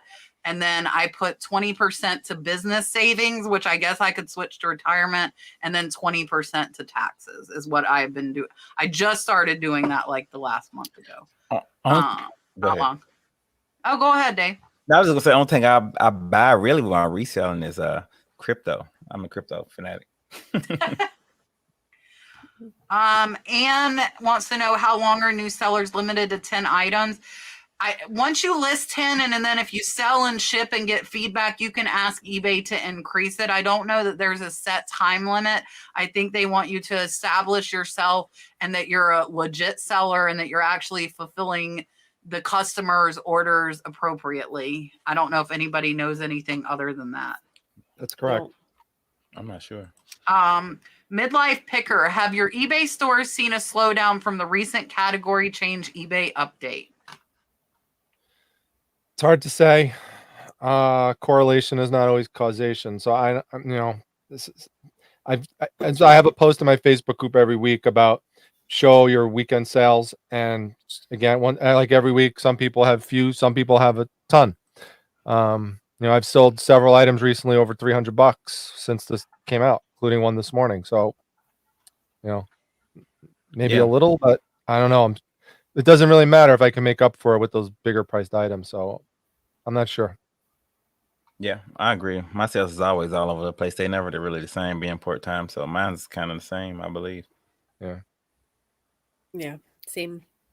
I feel like it is a little bit. I only did 700 over the weekend because the automatic drop down in eBay when you're searching is that they put whatever you're searching for in that category. Well, if your item got moved out of that category when people are searching, it wouldn't be in the category anymore. So I think it hit it a little bit. Yeah, I don't think their Amy- recent changes helped. Yeah, Yeah. no, they definitely didn't help. I believe Amy's question is about unrolling and photographing vintage posters not to damage them. Dom has a video. Dom has a video on that. I watched I do. Just look up Dom. Just go Dom's channel for all of that. Okay. Hashtag Every time I look up Dom something, has he a pops video on everything you that. want to know how to do. It is on Dom's channel. Look, where are we at? Oh, look, I'm only 20 minutes behind. We're catching up. Great. International shipping. How do I include custom fees prior to the sale? See, I haven't had this happen. She's saying she got hit with $44 extra on a jacket after. That shouldn't have happened No, No, I've you never had should that get it. happen. I thought the buyer gets it. Oh, because yeah. eBay should have charged your buyer that. I would contact eBay for business Right. about that, Lori. Global shipping. After that, ship to Kentucky, you should be all right after that, right? Yeah.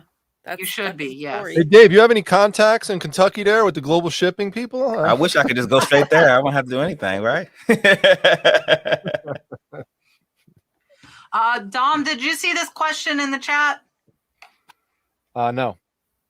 Okay, so Holly says she just discovered you through me and heard you mention being in Syracuse. Is that accurate? She's in Finger Lakes area.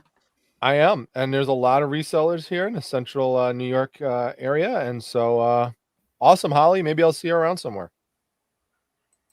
I for eclectic. I'm gonna go ahead and answer this since we're trying to get through these. If you ship something with eBay and shipped it already, can you go back and add insurance? The answer is no.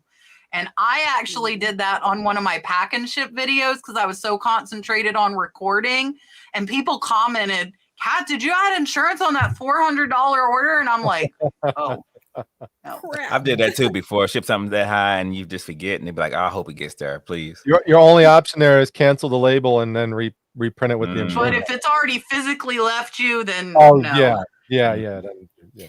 Then cross Um, both fingers. Yeah. And mine did actually, I think one tiny plate out of like 40 items broke, and I issued her a $20 refund. She was happy out of a $900 order. So I was good with that. Sylvia says, how do you check if an item has a Vero if they aren't on there's no Sylvia, there's no way. There's so many items on the Vero. Believe me, I I know.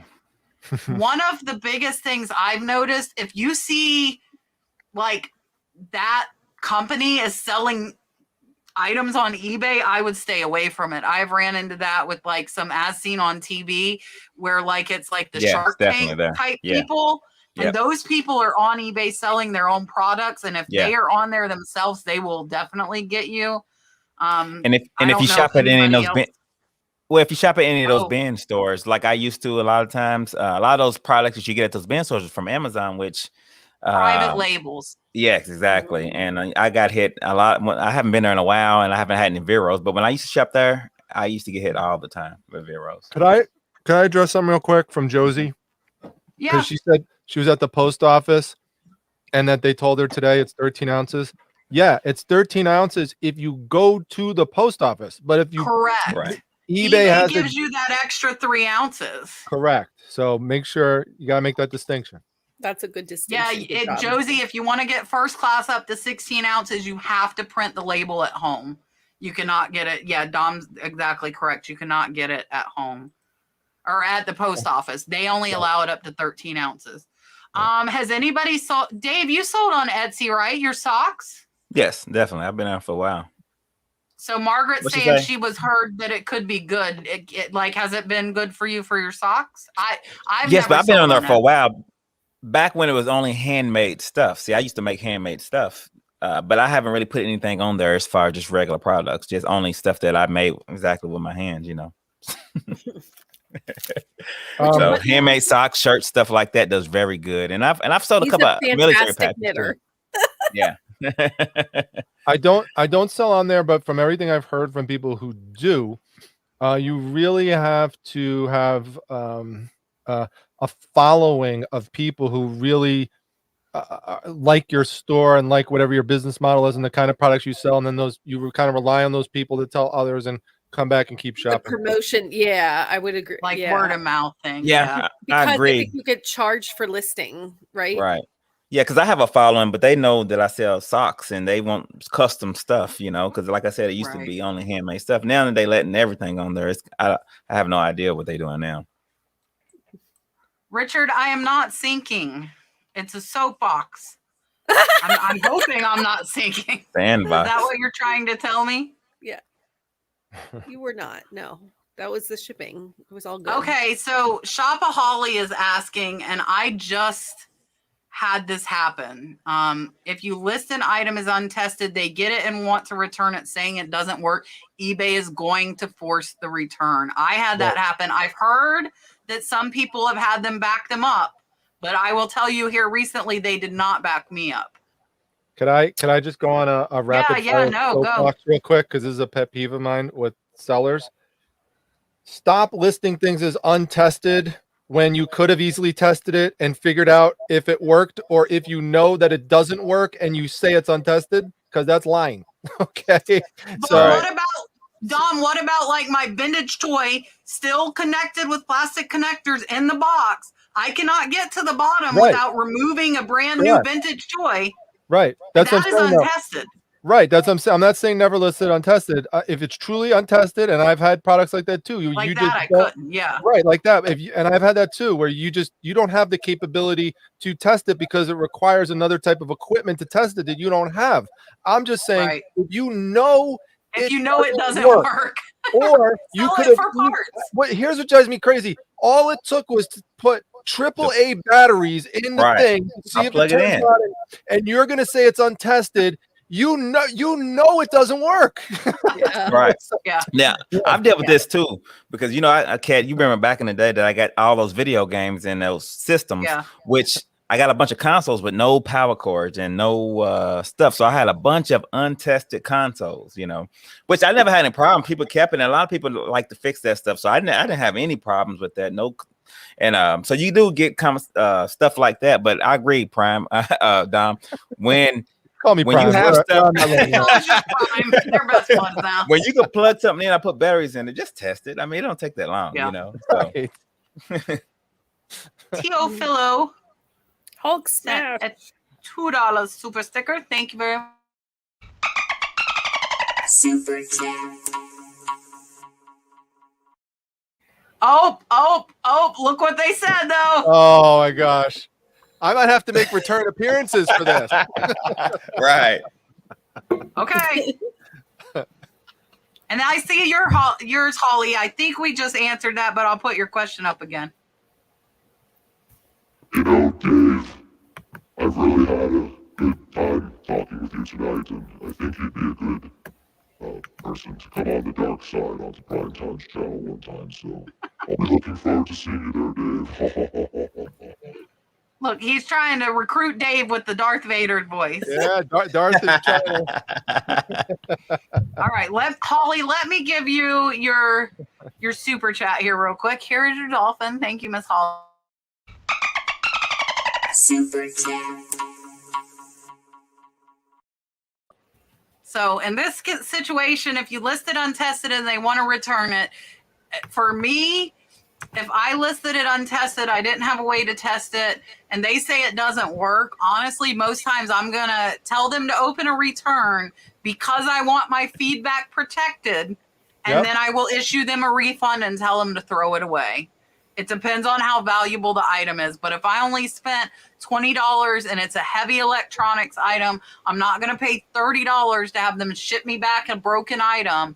I'm going to refund their money, but only if they open a return first, because in that case, if they leave me a negative feedback, eBay's going to remove it. Yeah.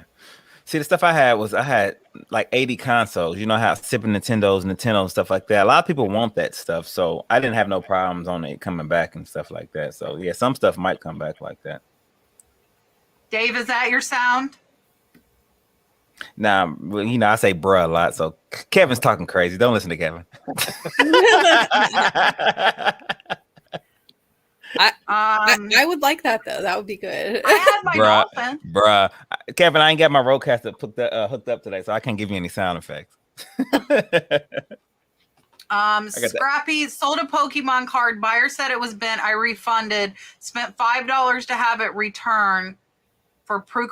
Okay, so Scrappy, I'm going to tell you your first mistake there is you refunded them before they returned your item. Guys, if you are new, never send a refund until either you're deciding you're letting them keep the item or you have the item back in hand.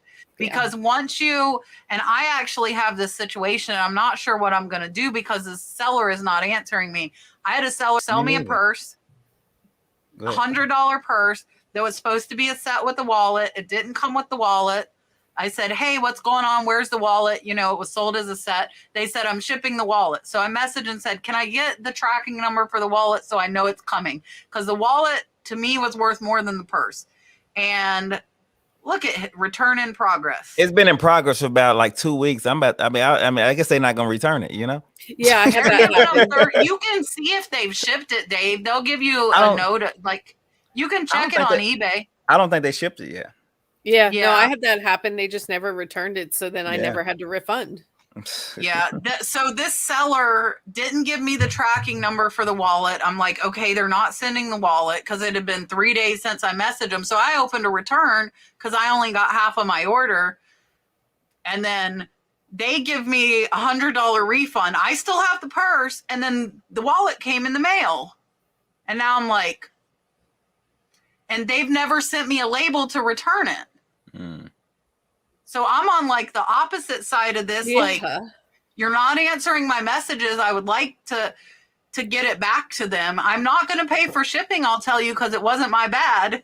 You know, and they're not answering me, and they are like, they have 50 feedback, but I'm like, that's cool, you know, so what do I do? You know, I don't know.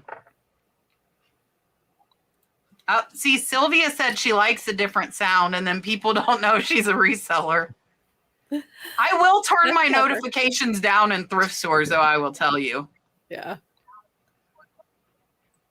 Yes, Kevin, I'm always, if it's a good night, you know, and there's 400 people in chat, then yes, all is right in the world, and I get really behind. That's how you know we're having like a good discussion. Yeah. This is a good question, and we're a little bit over. It's actually, I'm almost caught up. DMB wants to know, how many fellow YouTubers do you watch and keep up with? A few. I bounce around into different live shows. I watch a few pre-recordeds here and there. But I also try to make sure that I'm watching content outside of reselling content, because you could just get, sometimes I think, just too caught up and too absorbed into it that you have to have a way to detach from it. Yeah. I agree. I watch a lot of non-reselling content, but I have my few that I keep up with as far as reselling. And when I'm at work, that's when I catch up usually on reselling content. But you know, I mean, I like to watch to stay in tune, and I always learn something from somebody. So yeah, I probably have like, I don't know, maybe 10 that I'm pretty loyal to. And then, but I, because I follow so many, then they'll show up in my like browse page. So if something catches my eye, then I'll watch people here and there. But yeah, it's like, but this live is a good example of something that like, you don't need to look at us the whole time. Like you could just listen to this. It's almost like a podcast. This could, like, I think a lot of people listen to this as like a podcast and just listen to it and list while they're doing it. That makes it easier. Yeah. Because you can do other things. But these are the ones I like to watch. Like I follow over 100, but I'll tell you, I keep up with none. Like I am not 100% on any channel other than my own. When I have time, like Dale said, I will go and browse. I don't have the time. Like I'm putting out daily videos myself. I got my 3-year-old, I'm still working. I used to push myself to do it. And then I realized like, that's not at the top of my priority list. And like a lot of people in our Death Pile Destruction group have said, watching what sold and watching thrifting videos make you want to shop. And it doesn't get your stuff sold. To shop. And I'm gonna tell you, I watch Kat's videos. First off, she does premieres, so you know I can interact with the chat. But she Yeah. sells stuff that I usually don't sell. And I'll see a lot of that stuff out. And a lot of people don't pick stuff like that out. So I watched her videos because I want to know exactly what's going on as far as that, you know, because I know that stuff is usually there. And I usually pass that stuff right up before, Right. you know, I go to the stuff I usually sell. So yeah, it's hard. And actually, Dom was the one who told me, like, this was a long time ago, where he's like, I watch you, but I don't expect you to watch me, which is only fair, you know. Mhm. Like, if I'm looking for something in particular or to learn about a certain subject, like Dave apparently is searching and finding all of Dom's videos for everything. But, you know, I do. And then if I have time, I will, like, if I'm sitting on the couch just chilling and a notice pops up, I will go into it. But 9 times out of 10, I'm busy and I can't. And I mean, it's not because I don't like them. They're still my friends. We can be friends. Right. But that's a good point, Kat, because I think that, and we don't talk about this much at all. In fact, I've never really heard it talked about on like a live show or anything. So let's break some ground for a second. There's something that I think that is psychologically important that is called, I call it YouTube guilt. And I think some people have it that they feel bad that if they're either not reciprocating, so a bunch of people are watching them, but then they get caught up in it. And before you know it, they're trying to pop into 7 or 8 different lives, and before you know it, an hour or two is gone and you've lost a lot of time that you could have been listing. The other thing is that if you're a YouTube content creator, do not guilt the people that follow you because you didn't see them in a chat one night or something like that. People have natural tendencies to want to shift away from a channel, just it's nothing personal necessarily. They want to see something else, and they just got tired of it. They want to see something else, and then maybe they'll come back. But don't guilt them, because then they might then just feel forced to come and watch, and it's not a good look. And it's hard enough making your own videos along with eBay and Mercari and all that stuff, so. And I mean, you watch me, I watch you is great until you have 15,000 subscribers. Well, guess what? There's one of me. If all 15,000 of you had YouTubes, there would be no way, even with 20 monitors, that I could watch it all. And you just have to realize at some point, I want people to watch me because they want the information, not because they feel obligated to me to watch my videos. And most thing, I watch lives for the most part. Like when y'all go live, that's when usually I'm lurking a lot of times. Y'all don't even know. I'm in the chat because I'm usually at work or something like that. But that's usually what I watch the most because I can't keep up with anything else. Yeah. Right. Does anybody do old scrapbooks? DMB's wanting to know if you would break up old scrapbooks or sell together. Found one from 1910. Good question. I think it depends on what's in the scrapbook. I have to make that decision actually soon. I'm going to have a video coming up soon where I found an incredible old scrapbook with all sorts of old cards in it. And I basically have to take a look because there's some old Valentine cards. Some certain old Valentine cards could sell for a lot of money just individually. So it's like anything else. You got to do your research to see if it makes sense to piece it out or put it out as a whole. The quick answer is no. No, but I agree with Dom. Okay, real quick, and then we'll probably take 2 more, and then I will get this super chat, and then we will stop. I have to be up at 5 in the morning. I do work 12 hours in the ER tomorrow, which is the reason why I put in my resignation, mind you, and they put me there one of my last 4 days with them. Eva wants to know, how long do you keep stuff until you decide to get rid of it? I don't have any set time. There's no clock. I'll keep I actually just sold something. I sold a Christmas postcard that I had it up for years. So I'll keep things up and just, for a long time. And there'd have to be some real compelling reason for me to take it off. And, if anything, what I'll do is I'll take it off and I'll combine it with something else to make a more valuable lot. Yeah, I've never got rid of anything. I just keep lowering the price for the most part. I've never got rid of anything. If it's listed, it will sell. But if it's not listed, that's where I get into trouble. Yeah, I don't get rid of anything either. Josie, eBay keeps telling you to update bundles because their item specifics are absolutely ridiculous. So what I do when eBay is convinced my item is a bundle, even though I put no, is put NA in the bundle description, and then it will go away. Fab to find. Does eBay send a 1099 after you make $600? Yes, they do. Rhonda wants to know if we pass a shipping discount on to our customers. No such thing for me because I include the shipping, so there's no discount to pass on. Yeah. Nope. I do not, because eBay's charging me a fee. Number one, they're charging me 10% on my shipping. Number two, I have to buy boxes, bubble wrap, and paper, and that discount is what pays for those supplies. So It's such I do a minuscule. Yeah. Because remember, it's shipping and handling. Yeah.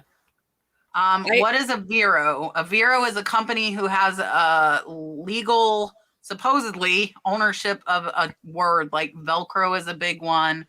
Onesie is another one, and they do not allow other sellers to use their words or sell their items.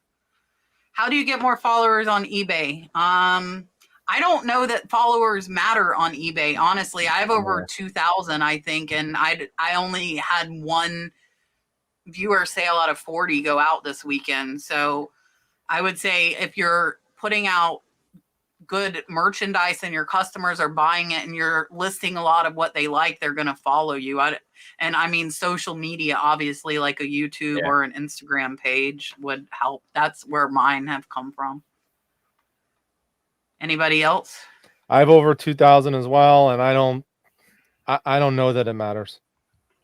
Yeah. I don't feel like it does. All right. I think I got two of these. DMB sent a $4.99 speechless. Here is your dolphin. Super chat. And then, hold on. Requested a return before refund, but eBay just refunded. He's out $50. What? See that? 50, yeah, $50. Does anybody? I'm not So sure. eBay, I think this is an eBay forced refund. I'm thinking this might, if this is a lost package, Scrappy Stamper, if it was sent in first class, you were out your $50. If it was sent priority and not delivered, then yes, you can start a USPS priority claim for not delivered. That is what I'm understanding. Look. He's giving me $10 for you being his favorite. I'll take it, Chris. I'll take it. I'm not going to argue with that. First of all, could I just say something for that? We wouldn't be here, all of us right now who are doing this, if it wasn't for people like Chris, the thrift shop hustler, who helped pave the way back in the day. I used to watch him. I've said this many times. But the real OGs like him, please go over to his channel and support him. He's awesome. He's a great guy. You'll learn a ton, especially if you like collectibles and cards and everything. Chris is amazing. Thank you, Chris. Yes. Now Kat will invite me back again because of that. Thank you. Because you paid me. Chris paid me for you. All right, Chris, here is your dolphin, guys, and then I'm going to let everybody say bye. If Dave comes back, I'm not sure. Maybe he wanted more chicken nuggets. Here's your dolphin. Super chat. Oh, and I do want to thank Chris, by the way, for saying that. That is truly a high honor for me to hear him say that. That's amazing. Thank you. Yes, Chris has some amazing videos. Real quick, if you say it's cracked and they say it was damaged worse than shipping, I hate to say this, but you're probably going to have to refund them. They're going to side with the buyer. Or they're going to side with the buyer, or you could take it back, but then it might come in half. And Chrissy, by the way, it's questions. Halt the question. I caught up and they're still coming. I would just say, if something is cracked, right? You ship something cracked, you're shipping it with a vulnerability in it that it could very well have gotten worse. It's possible. Right. You're probably out. The MPN is a manufacturer part number. Most of the time I put NA in that section. All right. I'm giving T her dolphin. I'm not going to say no more super chats like I'm saying no more questions. I'm not going to lie. I'm not going to tell you not to send me money. Send more super chats. I'm hoping Dave will mysteriously come back. I don't know what happened to him. Let me give T her dolphin. Then I'll let Dom and Dale say goodbye. And hopefully we will find. There he is. Found him. Dave, that's you. You can't say it's not you. Stop the sound.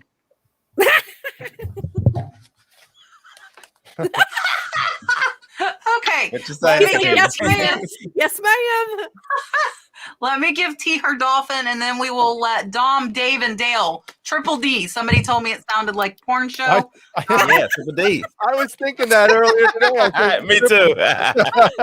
Triple D's and cat. That now it sounds like worse of a porn show. Okay, T, here's your dolphin, and then I will let everybody say bye. Super chat. Oh, I almost peed. Thank you all. We still have over 400 in the chat. Definitely check these guys out. I'm going to let everybody say goodbye real quick. Richard and Mark have been dropping links throughout the show. Thank you. Both of those gentlemen, thank you guys so much for your help. I appreciate really you both appreciate so it. much. Thanks. Here's Dom. Well, I really was honored to come on Catch Show again. She's a close friend, and I really admire her and how hard she works and how great she's doing in her reselling business and her channel and all of her social media. I also had a great time here tonight with Dale and connecting with Dave tonight for sure. Definitely a lot of fun. Like I said, I'm getting close to 1,000 videos on my channel on all sorts of different topics. So if you haven't checked it out and you haven't subscribed, please consider coming over and checking it out from one of the links. I'd love to have you over there and see you. We're going to have a thrift battle tomorrow night, which is going to be a lot of fun. If you never checked it out, that's at 9 p.m. Eastern Standard Time. Thanks, everybody. We see you, Dave. Go ahead. Do that now. I see you. They can't see you. The same. I mean, me and Kat, we talk all the time. I mean, I appreciate you having me on again, and I just have fun, I mean, check me out on Tesla Picker, I guess. I post like 1 or 2 times a week. Like Dom said, I mean, Kat, she works super hard. She's everywhere. I mean, you can't get enough of Kat. You post every day now, Kat? Every day, Dave. Every day. It's crazy. I mean, I just wish I could do Except something like that. Tuesdays, because I'm here right now. Right. And I mean, I can barely post 3 times a week. So I appreciate you having me on. I love talking reselling. Thanks. All right, Dale. I'm not forgetting you this time. Hey, thanks. Thank you so much for having me as your co-host. It's an honor and a pleasure, and I feel like an imposter among all these other fantastic YouTubers and resellers. So just very grateful to be here and always a good time. So I had my wonky glasses on. Whoa, I don't want to be big. Yeah, Okay. Make yourself big. No, I don't want to be big. Next week, we are going to have. Wait a minute, Kat. Before you go, What? tell people why you put the color in your hair, man. I think you asked me, should you put color in your hair? And I said yes. And that's the reason why you have that wonderful hair there. Obnoxious. Because I'm loud and obnoxious. Okay, keep and going. I can. Because I can. Well, And no, I will so, tell like, you, it is even more fantastic in person. And I'm gonna do mine in I person. am in teacher mode when I'm in my videos. You guys see a little bit more of my personality on the lives. I'm not in I'm in teacher mode. Dom's personality comes out in like all of his videos. I feel like mine more so on the lives. You see, like I'm me. And I think that comes out more on the weekly lives. But we're not allowed to have colored hair at work, right? We're not allowed. And they allow tattoos all over the place, but you're not allowed colored hair. And I was wearing a cap when COVID started. I'm like, you know what? Nobody sees my hair anymore. Like, it's always under a cap. Mm-hmm. So I could like make my hair rainbow if I wanted and nobody would know. Well, guess what I did? Rainbow hair. There you go. And I did. I asked Dave and I think I asked Julian as well. Like, should I do it? But why not? Why not? I hide it under a cap at work and I like it. I like being bright and loud, even in teacher mode. But next week, Yvonne Thrifty Rich, who I do monthly live sales with, is going to be on. Richard, who you guys see in the chat, Otnip Drop Flips, is going to be my special co-host. And for the first time on my channel, we are going to have the lovely Miss Rachel Strickland. So that will be a fun. Look, Richard's going to be the only guy. I didn't think of that till now. Richard will be surrounded by women next week. So that will be a great show. I'm going to close this out with the dolphin because we just got another $2 super sticker. Thank you guys all for watching. We will see you next week. We appreciate you. Have a good night.